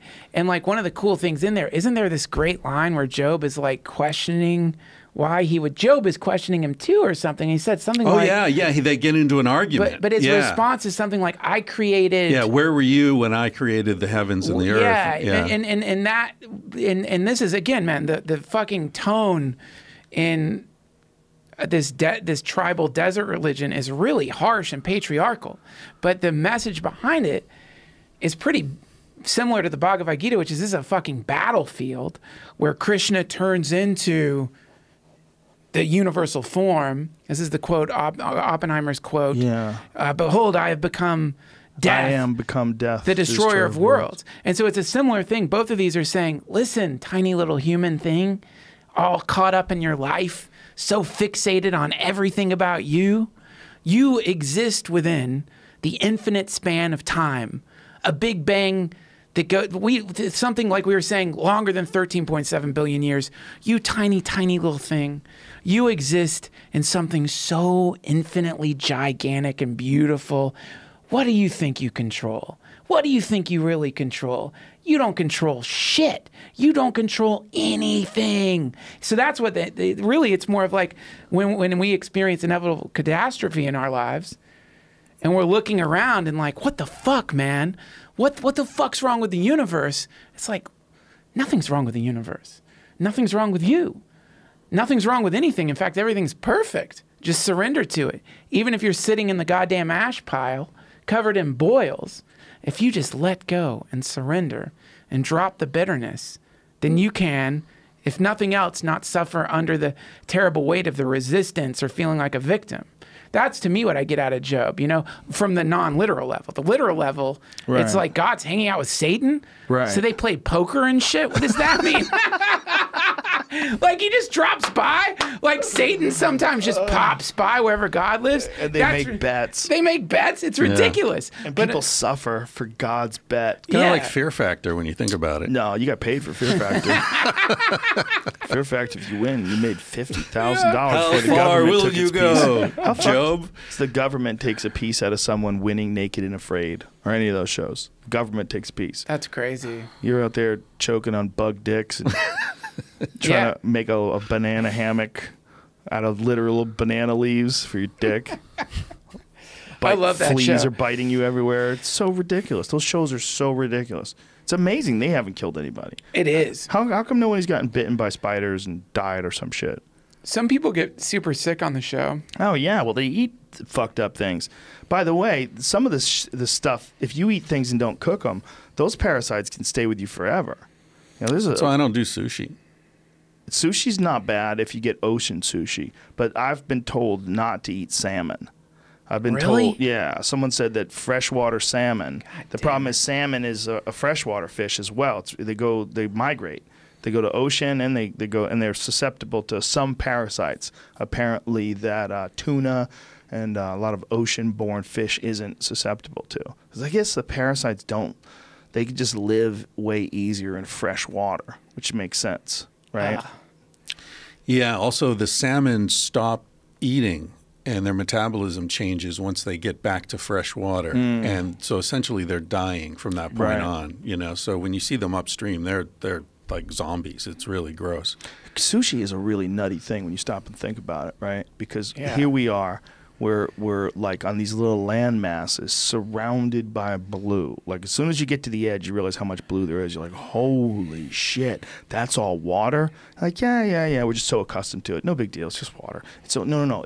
This thing's mostly water. Yeah. We're on the dirt spots of this thing that's mostly water. Yeah, what we do is we take these metal boxes and we float out there and we grab whatever's living, we scoop it up with nets and fucking bring it in. Bro, it's great. We serve it with a little bit of jalapeno on the top and some ponzu sauce. You're gonna love it. And we're just extracting the fish out of the water, just pulling them out. It's the only thing like it in terms of that fact that we're not dealing with farmed animals. We're scooping up wild animals. We don't allow that anymore in the United States. Like the United States, you used to have market hunting for buffalo and for elk and for deer. You're not allowed to do that anymore. That's illegal. Now wild game is wild, but not wild fish. Wild fish you can commercially farm. you could commercially cultivate and harvest. You go out there with giant fucking nets and just scoop up wild creatures in the middle of the ocean because we don't have good regulations for the fucking ocean. So we throw away 80% of what you bring up that you've killed. Oh, yeah. Just throw it overboard. And we're just draining that thing. We're draining, and it's wild. It's a wild thing. If anybody tried to propose that today with like elk, if someone said we're just going to get nets and just run through the forest and gather up all the elk, and then we're going to sell it at the elk store, you'd be like, the fuck you are. Right. The fuck you are, man. Those things are wild. You and gotta kill all the raccoons and squirrels and all the other everything shit that else. so you're decimating the environment. And monkeys. They those nets are super they work really hard, you know. I mean, pulling through all that water. Yeah. 2 or 3 trips, they cut them loose. They don't pull them back up to the boat and recycle them. They cut them loose. So oceans are full of drifting nets, miles wide. No. Yeah, just going on and killing more and more shit until they finally sink. Yeah. No. Yeah, because as you say, it's this kind of wilderness now where it's unregulated largely, and there's no way to look at it and see all that shit. You know? Holy shit. Yeah, it's You really just freaked me out. Just thinking of the sheer numbers of nets drifting through the water and landing on the ground. I know that because a friend of mine was working with a guy who, let's see if I remember this correctly, it's in Chile, I think. Kyle, he's a surfer, goes around the world and does interesting research. And he was in Chile, and there was a guy starting a company that created a market for those nets to encourage the fishermen to bring them back, and then he recycled that nylon because it's a pretty high quality nylon. So the whole idea is he's created a sustainable business selling these things made from the nylon that people know comes from the nylon. Wow, this is crazy, man. Ghost fishing. Yeah, so they just go around.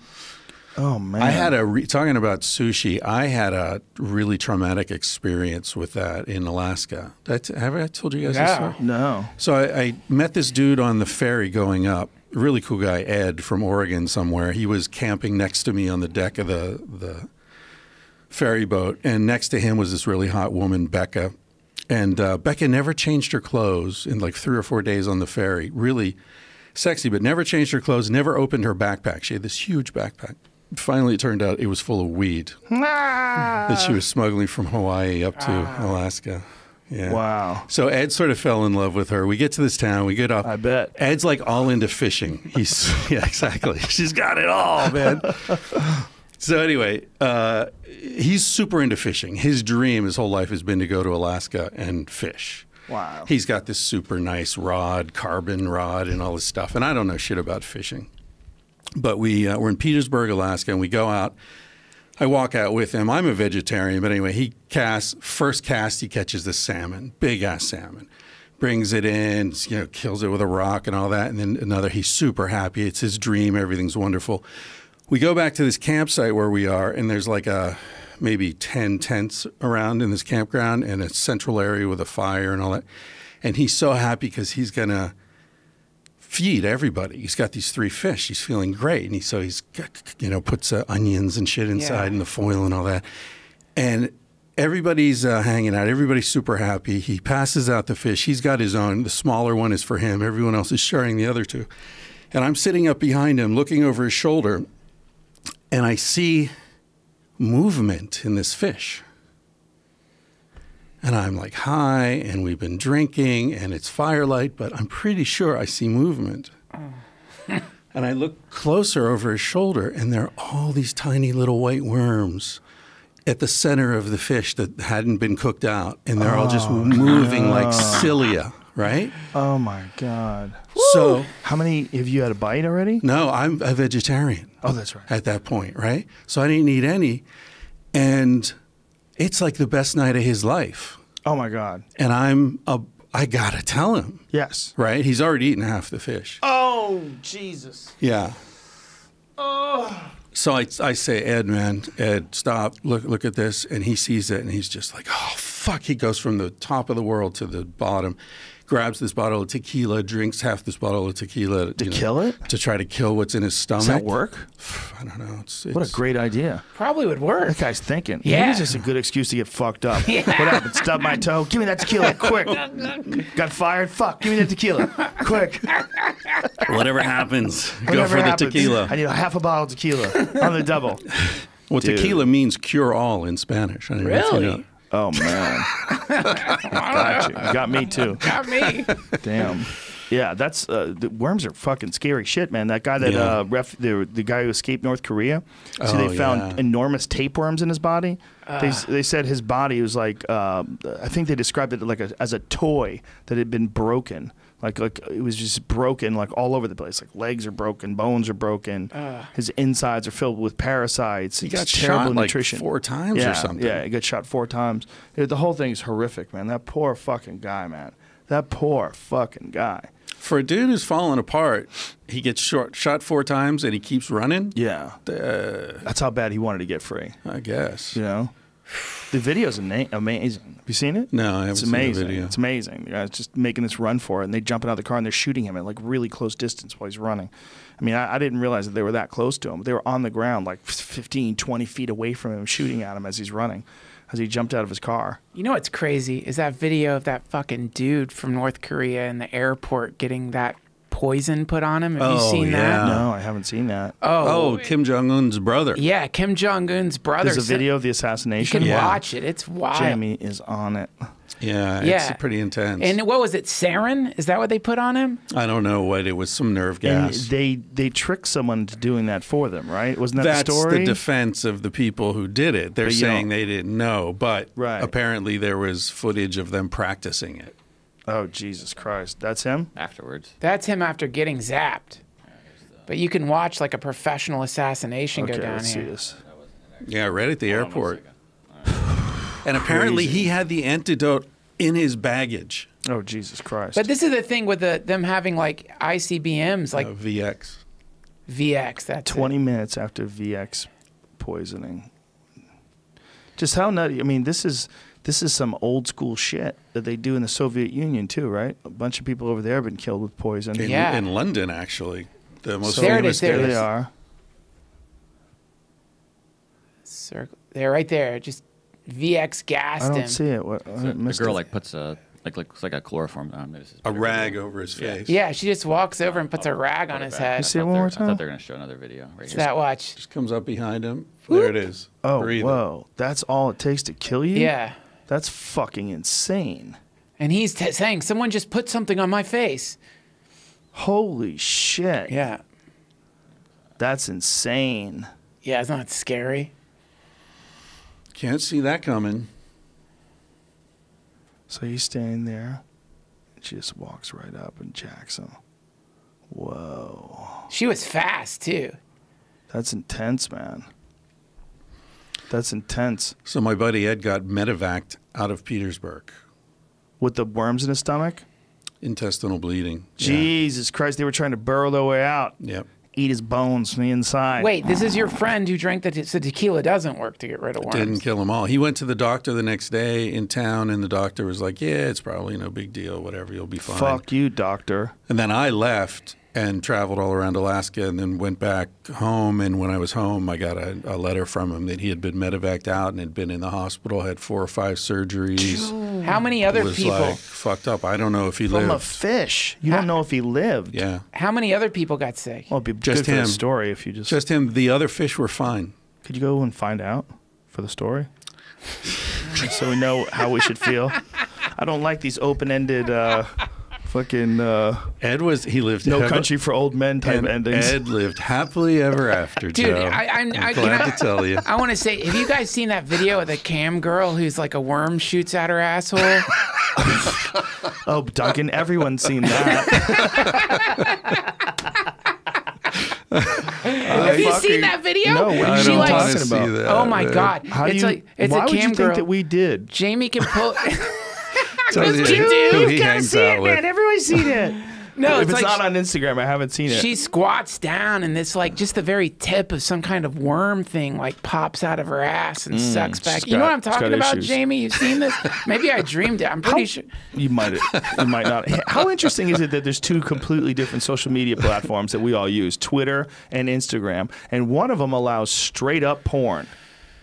Which one? Twitter. Oh. Twitter has straight up porn. Oh, that's right. Like sometimes I've in your seen- feed, yeah, you see a chick yeah. just gagging on a fat dick or taking one right in the ass, right there, Yeah. right in your feed. And you're like, whoa, Yeah. you know? Yeah, I don't know. Yeah. What is that? How come they're Instagram won't even show nipples.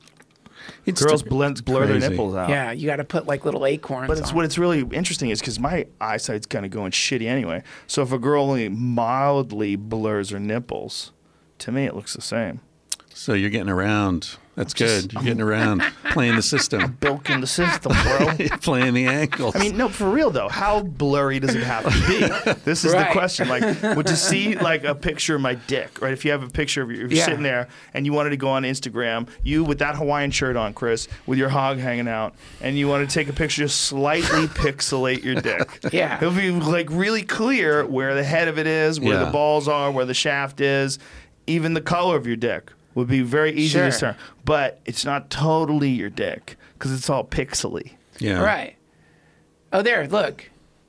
Oh. Okay. Wait, show it from the beginning. That's is all I found. Oh, look, watch. You think that's a worm? No. Seems like a worm. That's so Seems gross. like she's got parasites internally. Yeah, the pixelation thing is one of the most. Thanks for bringing that to our attention. Duncan. Hey, That was it's great. nature. We're Or talking that about might nature. not be real. Nature. I mean, that wasn't the highest quality. That could have been like some CGI. Even more fucked up. Yeah. Someone CGIing worms into cam girls' assholes. But if it was a worm coming out of her asshole, could you really suck it back in like that? I mean, it's an asshole. It's not lips. It's like, It sucked itself back in. yeah, but you don't have a lung connected to your asshole. What? Like, how much are you sucking? How much power does she have to get that spaghetti back into her No, mouth? I think the The worm thing itself pulled the worm itself. pulled its head back in. It was like, whoa, another universe. I don't like it. There's a fucking glass thing looking at me. It's cold out here. Some pervert with a camera. What am Fuck I, this Wim place. Hof? Fuck this. I know, right? It's used to that steady 96 degrees. Yeah, it's cozy. Wow, how weird, man, that we can get those. I had a dog once that had worms, and when she would go to the bathroom, that's how I found it. I saw worms in her poop, Yeah. and I saw worms like around her butthole, and I was like, oh, someone's got a problem. Yeah. And they do that ass drag across the carpet. Yeah. Well, dogs, they eat everything, man. They'll eat anything they Yes. find. Yeah. So they Yes. eat a dead rat. They find a dead rat. They just start eating it, and just they get all kinds of fucked up things inside their body. Oh shit, man! Have you seen that documentary? Wait, who? God damn it! I can't believe I can't remember his name. He's the guy who like only ate McDonald's for Morgan Spurlock. more. Have you seen Morgan Spurlock's? Rats? Yes. Yes. Oh My fucking God. when they dissect the rat and you see what's living in that thing. How about that botfly that was in its neck? It's literally like if you had a football growing out of your side of your neck. That's how big this botfly larva was. It's called. Yeah. It's on Netflix. It's called Rats. It is fucked up. It is so good. It's really he is good. so good. It's so good, man. But it is so deeply disturbing. When the raw numbers that you get hit with, you're like, what? Wait a minute, is that real? Like when you hear there's as many rats in New York City as there are human beings, and you just go, wait a minute, really? Yeah. There's the whole. That's from the botfly larva that they pulled out of that thing's body. Jesus. Yeah, and they said that there were so many of them that they tested that have like terminal illnesses in them. Yeah. They're just fucking everywhere too, man. And in New York, they set this camera up while the garbage bags were being put out, and you see the rats just dart out of the sewer, and then they stuck cameras down into sewer holes to find them, and They learn what poison is, and they'll piss on it to warn, or they'll send in. Didn't he say they'll send in like beta rats to eat the poison? yeah, they send in beta rats, and they get stuck in traps, and they eat poison, and they'll sit back and they'll watch, and you can observe them do this. They literally send the dumber rats forward. They're like all things that we were talking about earlier.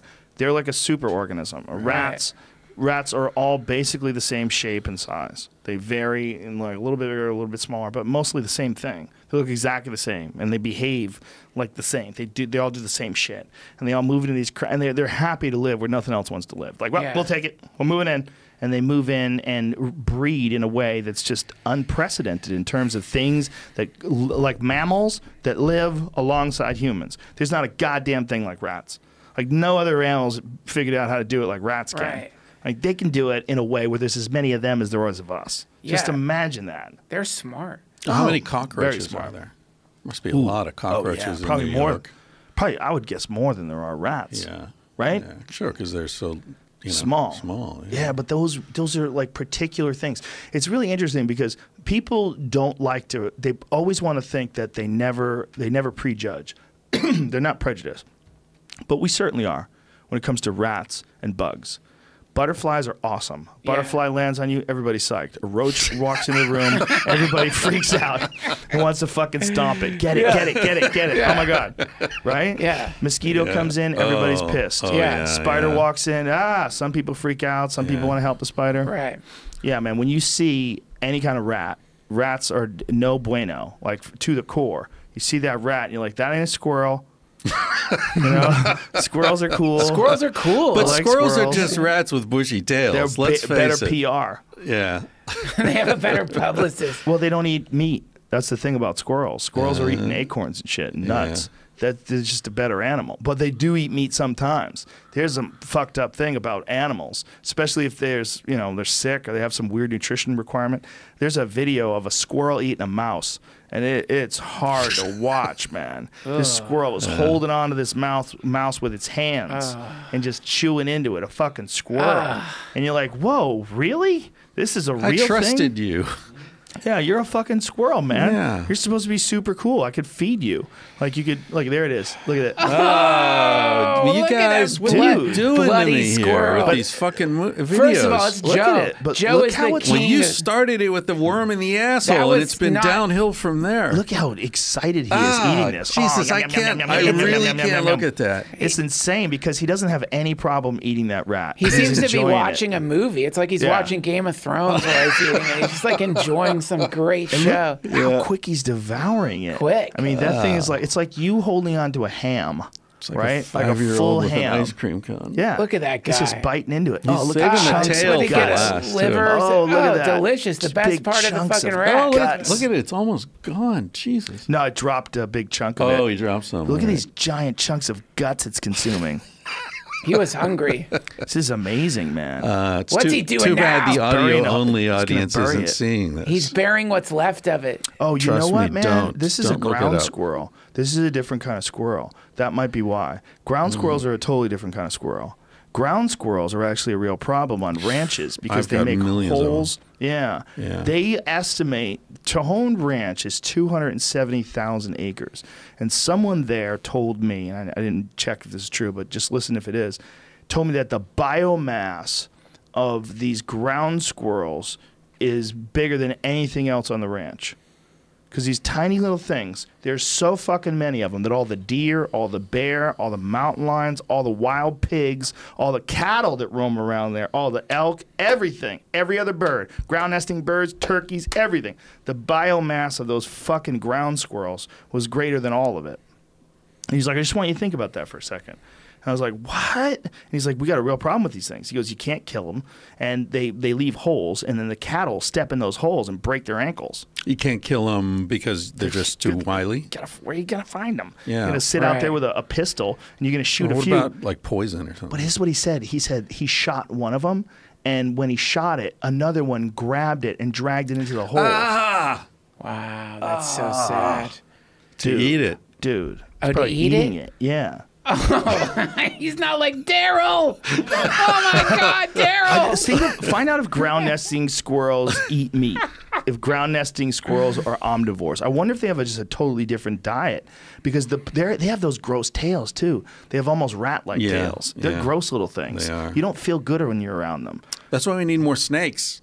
Yeah. We don't need more snakes. We don't need more snakes. You know, dangerous. snakes are one of the only things that all babies are afraid of instinctively. Yeah, You show an infant an image of a snake, and they'll just freak. Well, that's because in the Garden of Eden, a snake is what made Eve eat the tree of the Back knowledge of with good your and evil. Jesus True. talking. He's again. right, though. Well, that's It was the true. snake's fault. Eve's a good chick. Most neotropic ground squirrels are omnivorous. There you go. There you go. There you go. So they're eating meat. Ground squirrels. Insects, caterpillars, crickets, Mice. toads, Obviously, frogs, and maybe eggs. each other. Oh, they get in there and eat the eggs right out of the nest. Yeah, ground nesting birds. They Chicks eat- of ducks. Yeah, eggs and chicks of ducks and Songbirds. songbirds, mice, smaller ground squirrels. Oh yeah, so ground squirrels are just little monsters. Yeah. That's why we feel bad about them. They're little evil little meat eaters.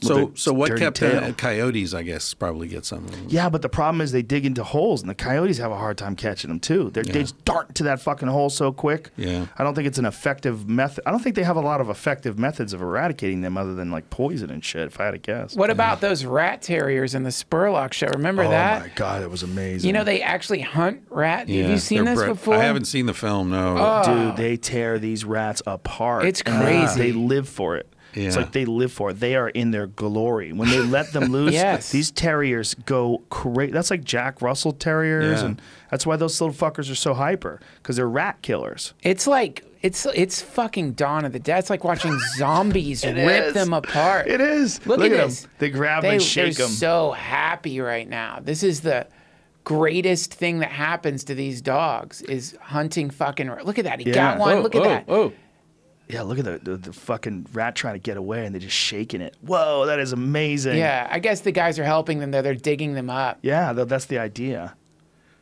God damn. Look at that And kid. the kid's like, The laughter of children as you're watching your mother get ripped apart by monsters. How crazy is it they're in the dirt here? Yeah. And that these guys are digging them out of the holes. Yeah. And as they dig them out of the holes, the rats explode, and the dogs know. They go to look for it. Yeah. Look how they're wagging their tails. They're so happy, dude.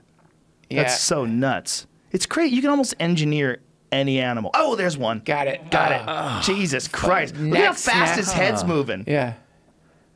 And then what do? They're not eating them. Oh, it yeah, they looks tear like. them apart. They were tearing them They apart. eat 'em. They I were don't think eating they them. do. I But it think they seems just like they break just them. like killing them. Well, they probably eat so much they're stuffed. Now they just, I'm sure they eat some of it, though.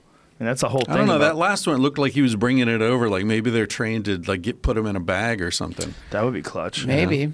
Yeah, you got to do something with the bodies. Golden retrievers and stuff, right? Right, They don't yeah. eat the ducks, right? Why Yeah. why are you so fascinated with this part of nature? Like sometimes I got to be careful with your feeds, man, because it's like, because I know, man, if you, I don't look at it, but you inevitably, if you tweet nature's, what do you say? Nature's, Bitch. no, he says nature's, what do you say? What's the thing you say? It Nature, depends. A scary bitch. as something like that. If I see that, I'm not Nature, watching you the scary bitch, Yeah, it's just you? gonna be awful. Yeah. It's good, but why do Or you? amazing. Why do you? Yeah, why are you so interested in that aspect of nature? Well, it's super extreme, right? I mean, there's an extreme event happening here. One life form is exploding on another life form, and it seems like it's designed to do that. When you see a jaguar kill a caiman and grab it in the back of its neck and bite into a fucking crocodile and drag it in between its legs up the beach to eat it, you're seeing one of the most extreme things that exists in the world. You're seeing a life form consuming another life form with its face, killing it, Right. like eliminating it from this dimension with its teeth at a very specific part of its body. And it seems like it's designed to do that. And that's the only way you keep these populations in control. The populations have a built-in system. And we want to look at it through the guise of our civilization and through what we've accepted. This is a pet, and this is an animal that you eat, and you never eat your pet. And we have all these weird little sort of distinctions and cultural ideas that we've attached to animal life. But you watch them in their world is fucking, it's unbelievably ruthless. Unbelievably ruthless. Like our ideas of animals have become so strange because we keep some of them. Right. We keep them around us and we feed them, so they're like really sweet to us. But there's not a fucking animal in all of nature that is sweet with the other animals around it. Like There are many animals that are sweet with the other animals around them. All herd animals, for example. No, that's not what I mean. All That's not social- what I mean. I mean, like jaguars and antelopes aren't buddies. Well, when the jaguar is eaten, he can walk right through the middle of the herd and they won't even run away because they know he's not hungry. Oh, but You that's see so that all the crazy to time. think. That's like if a murderer only kills one of your buddies and eats them, you'll be cool just wandering around that guy. Yeah. But My they're not point is that- murderers. They're eating. They are That's- eating. you But my know, it's point is different. their interactions are incredibly ruthless. When With they the happen. predators.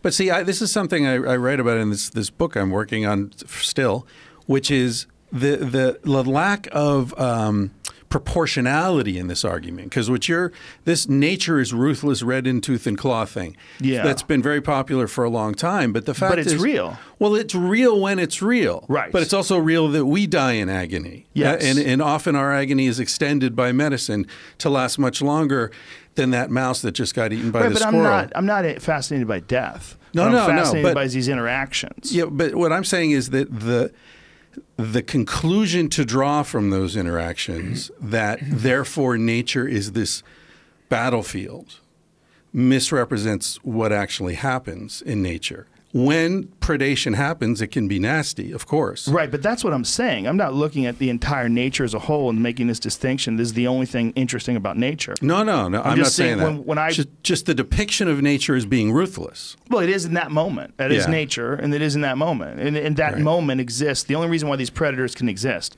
is because they have to be killing things all over the world. I mean, every place where there's a wolf, it means the wolf is alive because it's eating things, which means it's killing things all day long. I mean, that's not an inaccurate depiction. The thing is, there's so many things. There's so many elk and so Exactly. many wolves. Most of the time, the elk aren't getting killed by wolves. Exactly. But those wolves are killing an elk almost every day. Sure. So it's just a matter how you look at it. Right, but so it's you're just as correct to you're say. sort of diminishing the ruthless aspect of it because you're looking at the overall picture of it, But, right? but I'm not diminishing it. What I'm saying is that that's one perspective on it. Right. And actually, in terms of proportion, it's a minor perspective on it. For example, I was watching this nature thing, and there were these seals playing in the waves. And then the do-do-do-do-do-do-do starts, and this great white comes up and hits one of the seals, and they slow it down to 1/40th natural speed. You mean an orca, right? Well, I think it was a great white. It may have been an orca. It's same thing. And the seal lands in its mouth, and you see it crunching the seal and the blood running down. And the narration is nature is ruthless, and there's the never-ending struggle for survival, and yada, yada, yada, Yeah. right? And so I'm looking at that, and I'm thinking, how long do harbor seals live? So I look it up online. Harbor seals live about 25 to 30 years. I've seen a lot of seals lying around on rocks having a good time, not stressed out. I don't see a lot of high-stress seals. And so I think it's like, okay, this seal, let's say it lived 25 years. It's hanging out, eating sushi, having a good time, then boom, it's dead so quickly that we have to slow this down to 1/40th of normal speed so you can enjoy this death porn. Right. That's a tiny sliver of that seal's existence. And we're depicting nature as this incredibly ruthless, horrible, bloody place. That's just inaccurate. Well, it's not in that moment. Not in that moment. But you can't ignore that moment. No, of course And not. that moment Of is course the reason. not. But that moment is the reason why the seal's population is controlled. The moment is the reason why the shark can live. Oh, yeah. It all has to be there. I agree with you, but I disagree with you. I agree with you. I see you're saying that there's way more going on than just this tooth, fang, claw. I'm not looking at it from a moral perspective. I'm looking at it from a chaotic perspective. I'm like, it is fascinating. These schools of tuna that we scoop up with nets, they're out there jacking little fish. That's why they're in schools, because Right. they operate more efficiently that way. And they're chasing down sardines and fucking them up. And that's oftentimes how you catch fish. When I was tuna fishing in Mexico, we were catching amberjack or skipjack, I forget. But you would find these pools of bait fish like going crazy on the surface of the water because the tuna were all ganging up on them and jacking them. And then you got the pelicans Yeah. on top attacking Amazing. from the top. So you see Yeah. the birds, and then you would see the frothing of the water, and then these fish would just, they would go crazy and fuck up these little bait fish. And you would literally just cast into this football field size, swirling in the ocean, and these fish would just bite it, and you would just catch them like almost instantly. So that is not the whole ocean all the time, but that's still real. Like, Of course it's real. I'm not denying the reality. I'm talking proportion.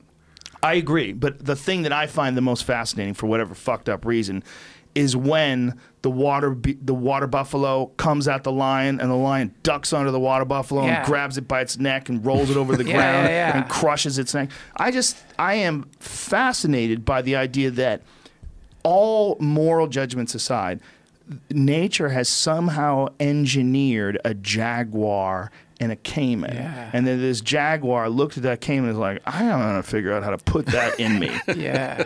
And he snuck up, swam in the water, snuck up on a goddamn crocodile, jumped on its back, bit its neck. Footage. There's a lot of cool shit. I like watching jaguars just roll. I like watching jaguars when they get a hold of psychedelic plants. Have you ever seen that?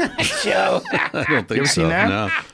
There's a type of vine that's rich in DMT that jaguars will chew on, and then they literally just lie on their back and they're just staring out into space, tripping balls. It's like catnip for jaguars Yeah, or something. it is. But they think it's psychedelic. They think that might be when you have all these jaguar dreams, when people take ayahuasca, it might be that the jaguar is interfacing with the same dimension that you are. Whoa. So that's the reason why, I mean, because we know that these jaguars do take these psychedelic plants, and we know that these psychedelic plants, when they were first discovered, they were trying to call harmine is the chemical, but they were trying to call it telepathine because they didn't know it was the same as harmine. They had to run tests on it and find out that it was already an established molecule. There was an already established compound.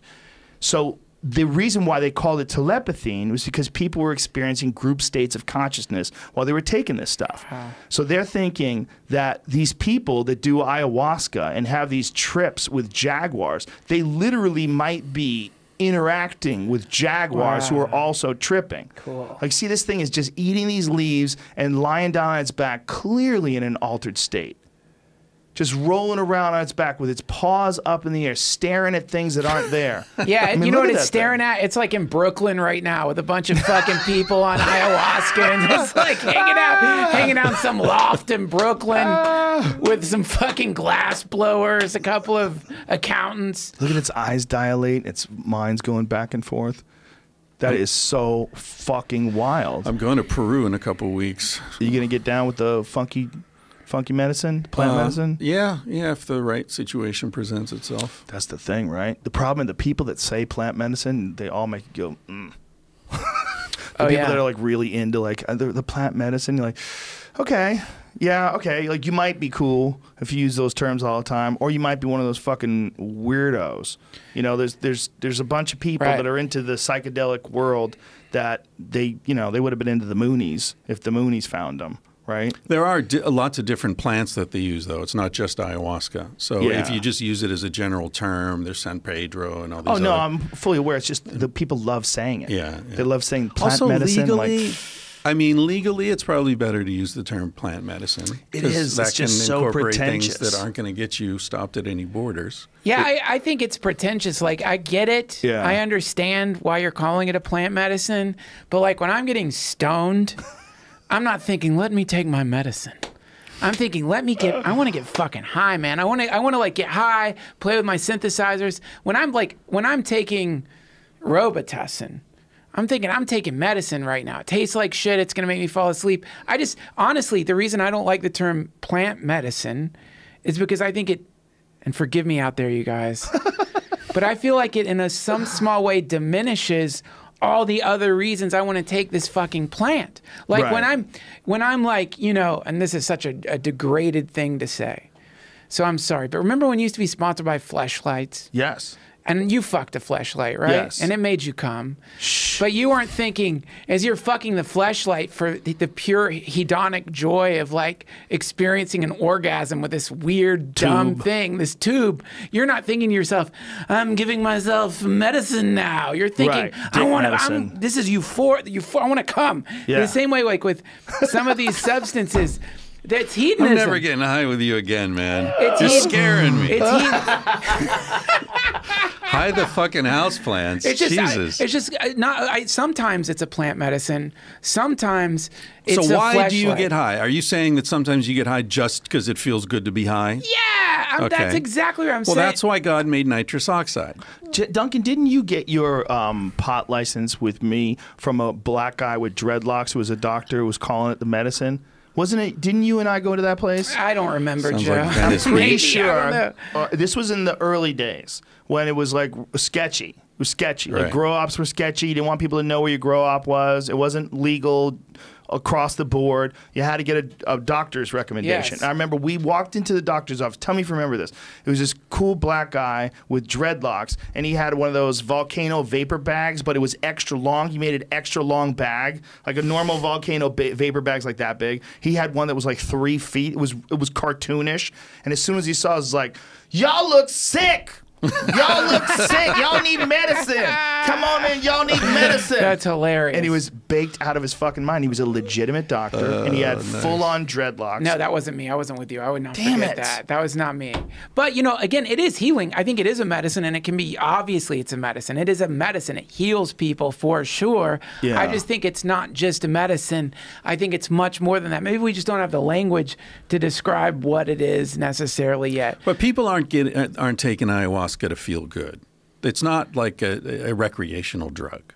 Oh, yeah, you know what? I agree with you there. But I think that a lot of people are not necessarily taking ayahuasca because they are they want something more out of their life. They want some novelty. They want a heightened experience. Many people are taking ayahuasca because they're chronically fucking depressed and they're desperate and they need help. And the people who are administering it that are legitimate, they're like doctors. Their understanding of these plants is astounding and deep, and I get all that, and I'm certainly not opposed to that concept. I'm just saying, the term plant medicine itself, it feels like somehow it's less romantic than I picture psychedelics. To me, psychedelics are a combination, a hedonic tool, a portal, a means of communion, a spiritual practice, and also a medicine. But there are all those other things too. I think it's more than a medicine. That's all. It's something bigger than medicine. Though all those things I just mentioned, you could call a medicine.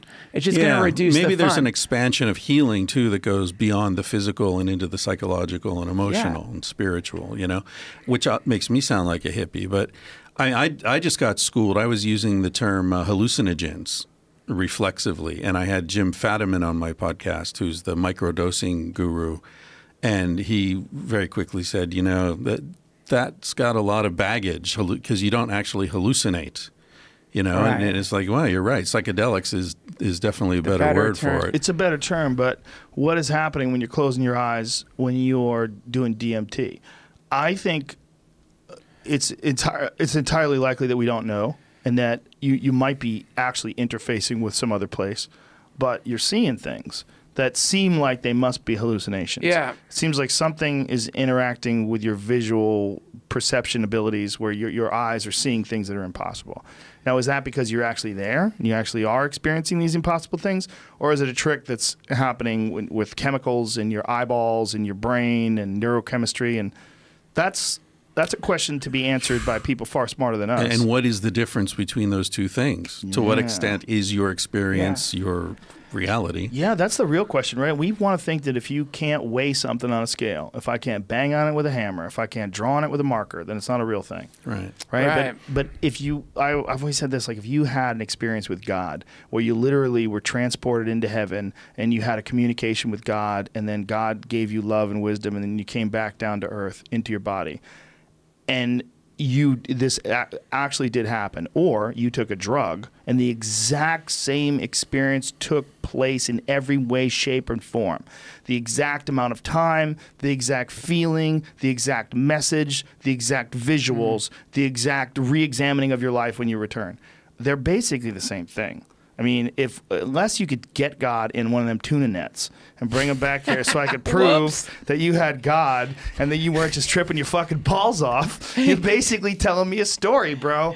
He's going to be pissed. Yeah. Yeah, I don't know. I'm sure that there's like a lot of scientific materialists hearing that, and they're like, they're assholes. Yeah, they're like they're assholes. squeezing into their body, just in horror at what you're saying, because it's like they're like, well, the difference is like when you have a dream. And you have this incredible dream where a unicorn comes out of a clearing in the forest and like a rainbow shoots out of its horn, and then it turns into a swarm of fireflies that spell "I love you." Well, that's like, you know, that's a really cool dream. Right. But that's not real. That didn't happen, and it's completely different than if you went into a clearing and saw a fucking unicorn. Because if you can go in a clearing and see a fucking unicorn, tell me where the clearing is. Let's get some nets. Well, isn't that the thing too about? Well, here's the thing about mushrooms, right? Mushrooms. Enough. Stop and think about the people that wrote the Bible. Stop and think about the people that have discovered mushrooms a long time ago by trial and error or whatever the method was. And imagine everybody deciding to get together in some field somewhere, and you all take these mushrooms and you all literally go to heaven. And you have this insane experience, and then you all come back, and then you have to write about it in your ancient tongue. You have to write this down in Aramaic on animal skins. And you roll these up and put them in clay jars in the caves of Qumran so that someone someday will know this and understand what you've been through. Well, when the drought came, the mushrooms went away, and we were left with nothing but stories. I mean, it's a repeat. The craziest thing about psychedelics, especially the natural ones that don't kill anybody, is that somehow or another somebody wound up bribing enough people and putting enough disinformation out that one of the most valuable things ever for human exploration ever, as far as like the exploration of our mind, is illegal.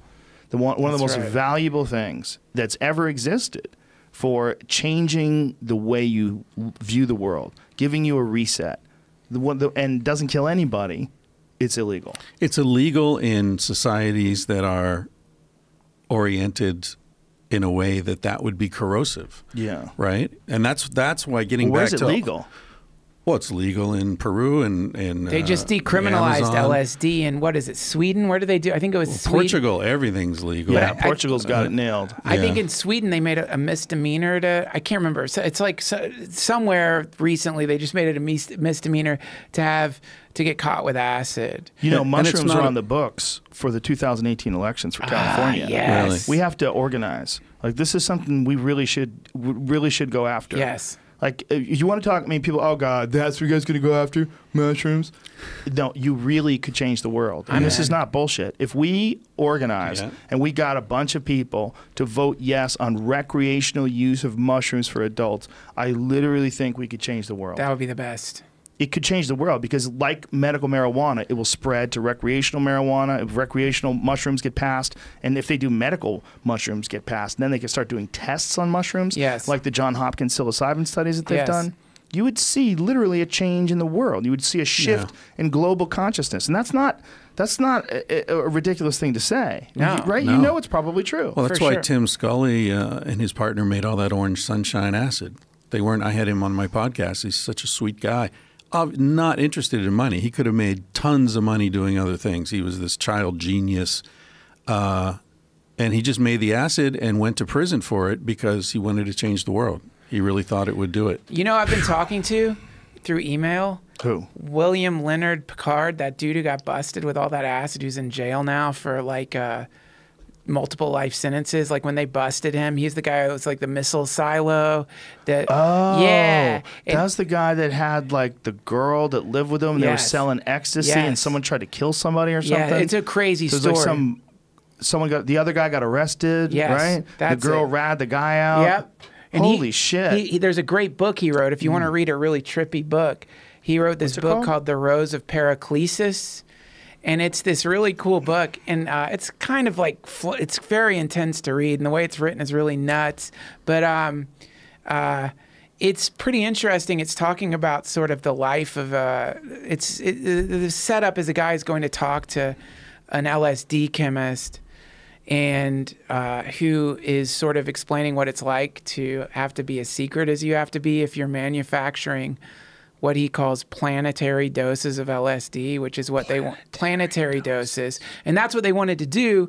That was the idea, is like, let's manufacture planetary doses of this substance to upshift the consciousness of the planet. And one of the things he says, it's all very flowery and beautiful, but he's talking about the LSD chemist and people being like, this is a for-profit thing. And he's saying, no, you know, for us, money is just the ability to move around. Because when you're an LSD chemist, and again, it's all very flowery writing, but he says something along the lines of, when you're standing next to the forge of the gods, you stop thinking about money as meaning anything because you're breathing in the fumes. You're like constantly in contact with this like mind-expanding substance. And good luck when you're mid, 200 microgram trip. Good luck taking money seriously in that moment. You know what I mean? Okay, fucking, what is this fucking shit, man? This stuff's ridiculous. Yeah. So Yeah, man, there still is, I hope. I don't know if there is, but there are people who are manufacturing psychedelics and putting their entire lives at risk, not because they want to make money. And it could be maybe they started off wanting to make money, but now they're manufacturing it because they know of all the ways to shift human consciousness. There's lots of ways theoretically to do it, you know? Can you imagine being the person who's responsible for literally like a swimming pool filled with acid that you know will change the world? Like, you know, like right in front of you, if you could get this, there would be such a hiccup and shift of culture. Yeah. I mean, I don't know which way it would go. I don't know what would happen. I don't know how much schizophrenia you would trigger. I don't know how many people would blow fuses. I don't know. But I do know that something would happen. And it would be about giant. medieval times when this happened, basically. Ergot, right? Yeah, and the rye, yeah. That's what they think happened with the Salem witch trials. Right. That literally the ergot and the rye, because of an early frost, some new fungus had grown on some of the bread, and they were able to run tests on it, and they believe that it has LSD-like property to it. Yeah. Yeah, I mean, that's certainly one of the potential ways to like upshift consciousness is through getting people having access to psychedelics in a consensual way. You know, like when you're fucking chomping polluted wheat and suddenly you think your neighbor's fucking Satan. Pretty scary. That's different than like deciding to take a psychedelic in a responsible way and then understanding a little bit more about how to be compassionate or something like that, you know? Or just seeing yourself for the first time. I mean, do you remember seeing yourself? The first time I took mushrooms, I saw myself, and I was like, oh, that's who I am. Yeah. You know, like before you do it, it's like you have this idea looking in, out, and then you're separated from all of your life, and you're like this entity observing from the outside your life yourself. It was the first time I ever considered myself outside of myself. Dude, this is. I'm sorry, I always bring up Ram Dass on your podcast. You love him. I love him. But one of the You're holding on to his beads. One of the great stories is that he gave LSD to Neem Karoli Baba, his guru, twice. First time, and you can find a YouTube video of him telling this story. It's amazing. He gives him Owsley, Kid Charlemagne has given him this incredible LSD. He says it's 300 microgram tablets made by one of the great LSD chemists of our time, and he's going to India to give it to people, and he gives 600 micrograms to Neem Karoli Baba. Now 600 micrograms is like fuck that. That's just too much. And Neem Karoli Baba eats it, but the way he's eating it is he's like doing this, throwing it in his mouth. And he eats it, and nothing happens. So Ram Dass gets back to the United States. He's telling one of his scientist friends this story, and his scientist friend says, come on, dude. He didn't fucking eat it. He threw it, he palmed it, he threw it over his shoulder. This story is bullshit. You got tricked, you got hoodwinked by a fucking Baba out in India. They're all out there. They just want you to worship them. They want you to think they're powerful. So like Ram Dass gets back to India the second time with acid again, and this guy Neem Karoli Baba says to him, when you were here last time, what did you give me? And Ram Dass says like, well, I gave you LSD. And he's like, did I take it? And Ram Dass is like, I don't know. And he's like, give me more. So he gives him more, and he takes these pills, puts them in his mouth, chewing them up in front of him, and opens his mouth. His mouth is coated with tablet acid. He's taken, according to Ram Dass, now 900 mics of this stuff. And so he goes under his blanket and starts shaking. And I know people now who saw this happen, not just him telling the story, who saw it happen. And they said like the fucking blood rushed out of Ram Dass's face. He's like, oh my God, what have I done? What was I fucking thinking? I just drove this dude crazy. I essentially just gave an old man 900 micrograms of fucking acid in the hills of India, and he's going to go fucking nuts, and it's going to be my fault, right? And so, like, Neem Karoli Baba comes out of the blanket, his eyes are back in his head, he's like, Aah! And then he just goes back to completely normal. Nothing, no effect. And he says to him, so was he laughing? What? No, he was playing a joke to fuck with him. Good. But he was just fucking with him. But what he said to him was really interesting. What he said to him was this. He said they used to have something like this in the Indus Valley, and he said this will bring you into the presence of Christ, but you have to leave. better to become Christ than to hang out with him. Is what he said, which was, yeah. That was his, because their premise was, this is something. Like, this is definitely a thing, for sure. But you could be that thing. Yeah, that's it. That was the, that's Or you can live there. Yeah. I think that we're entirely imprisoned by a wall of ideas and of behavior and of momentum and of culture and of conditioning, and the way we look at the world is like in these pre-programmed chunks. That's a car, that's a building. Yeah. I don't think necessarily we see it for what it really completely is, which is some very strange temporary life that no one has really defined the meaning of. We're in infinity, hurling through space, surrounding a giant nuclear explosion, rocketing through the universe, and all of it trying to make sense of it all. And in between there, you got cops killing people in hallways. You've got Black Lives Matter. You've got every single possible variation, from furries to people that it's their job to ticket street vendors who don't have the right.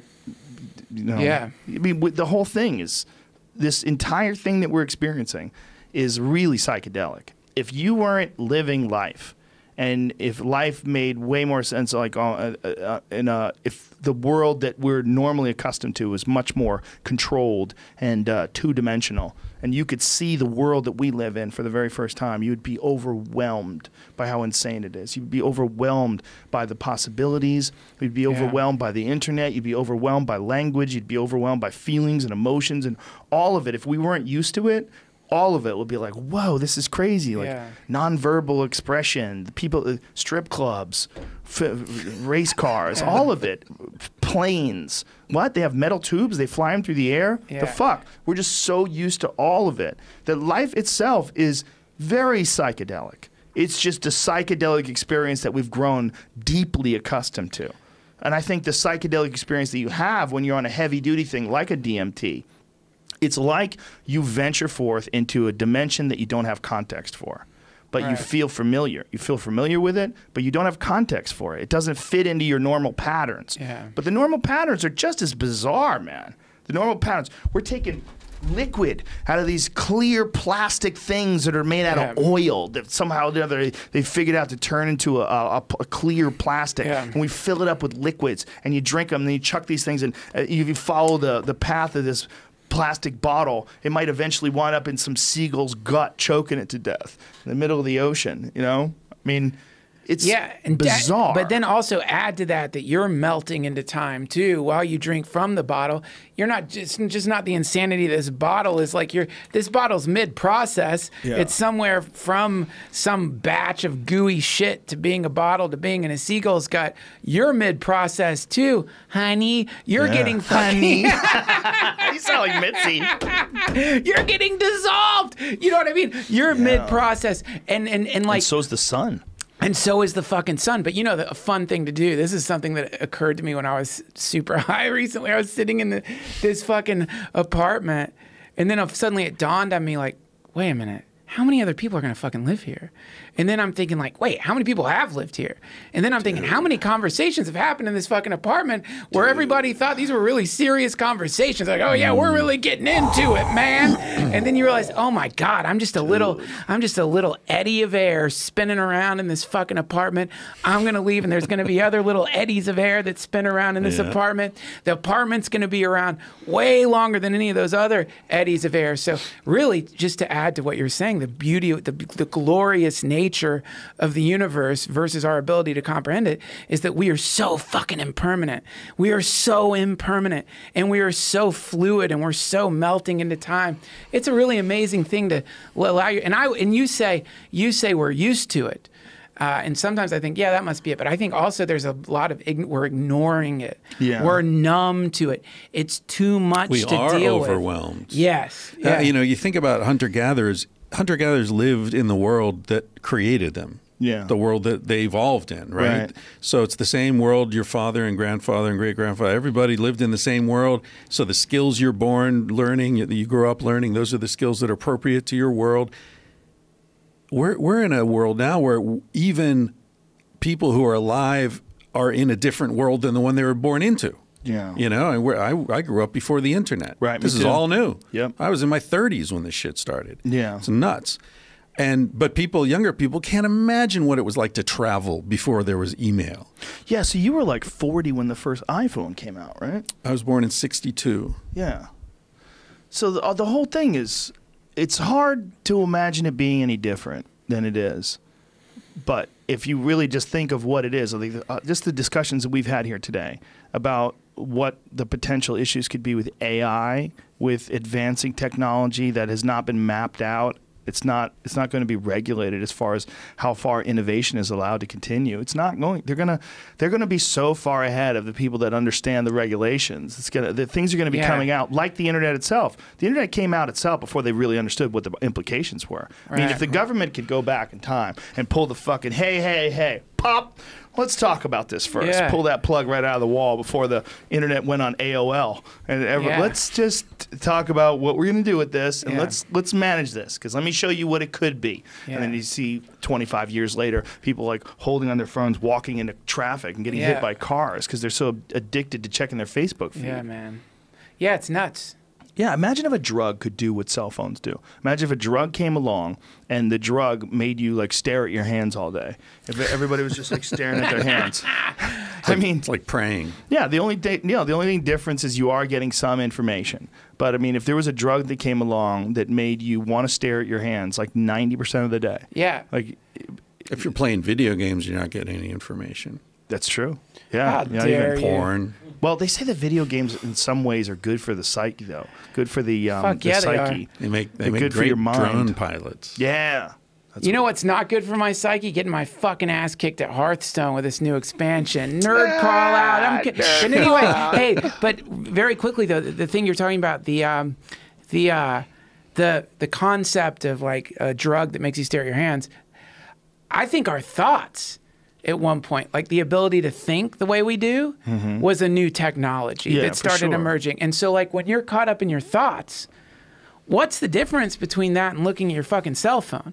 Like when you get obsessed with your thoughts and like, because I've noticed like whenever I get really caught up in a flurry of thoughts and I allow myself to really get lost in the thing you're talking about, the simulation, the projection into the future, you're 17 fights ahead with this person because they said this thing that they're never going to say.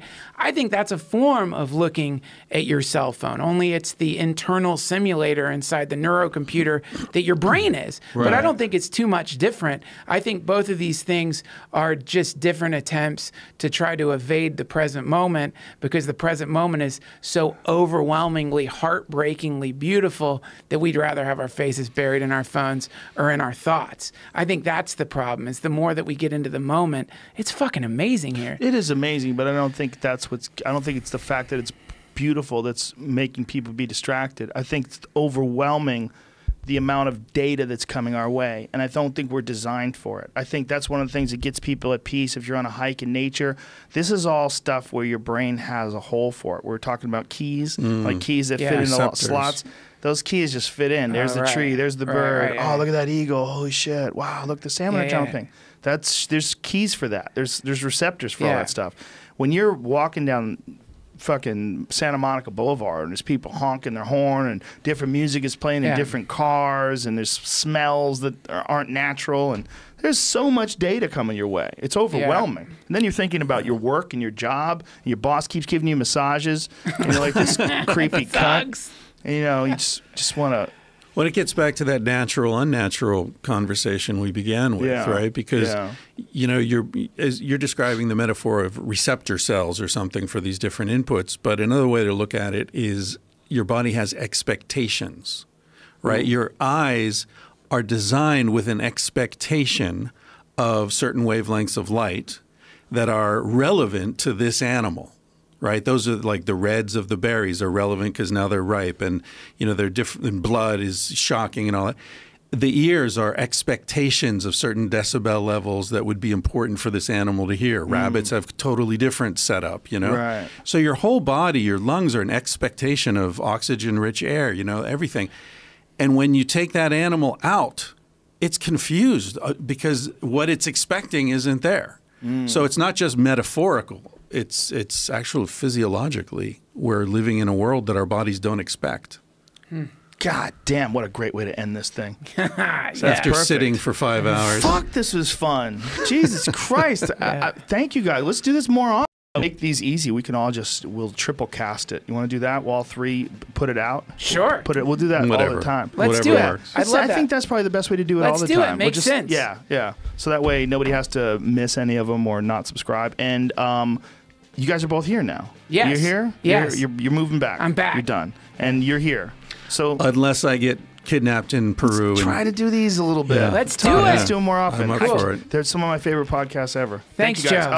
Thanks. That Chris Ryan on Twitter, and what is the Instagram? Same. Same. That Chris Ryan. And Duncan Trussell on At everything. Duncan Trussell on Twitter. All right, fuckers. Thank you. Bye. Bye. Yay! Ah, cool.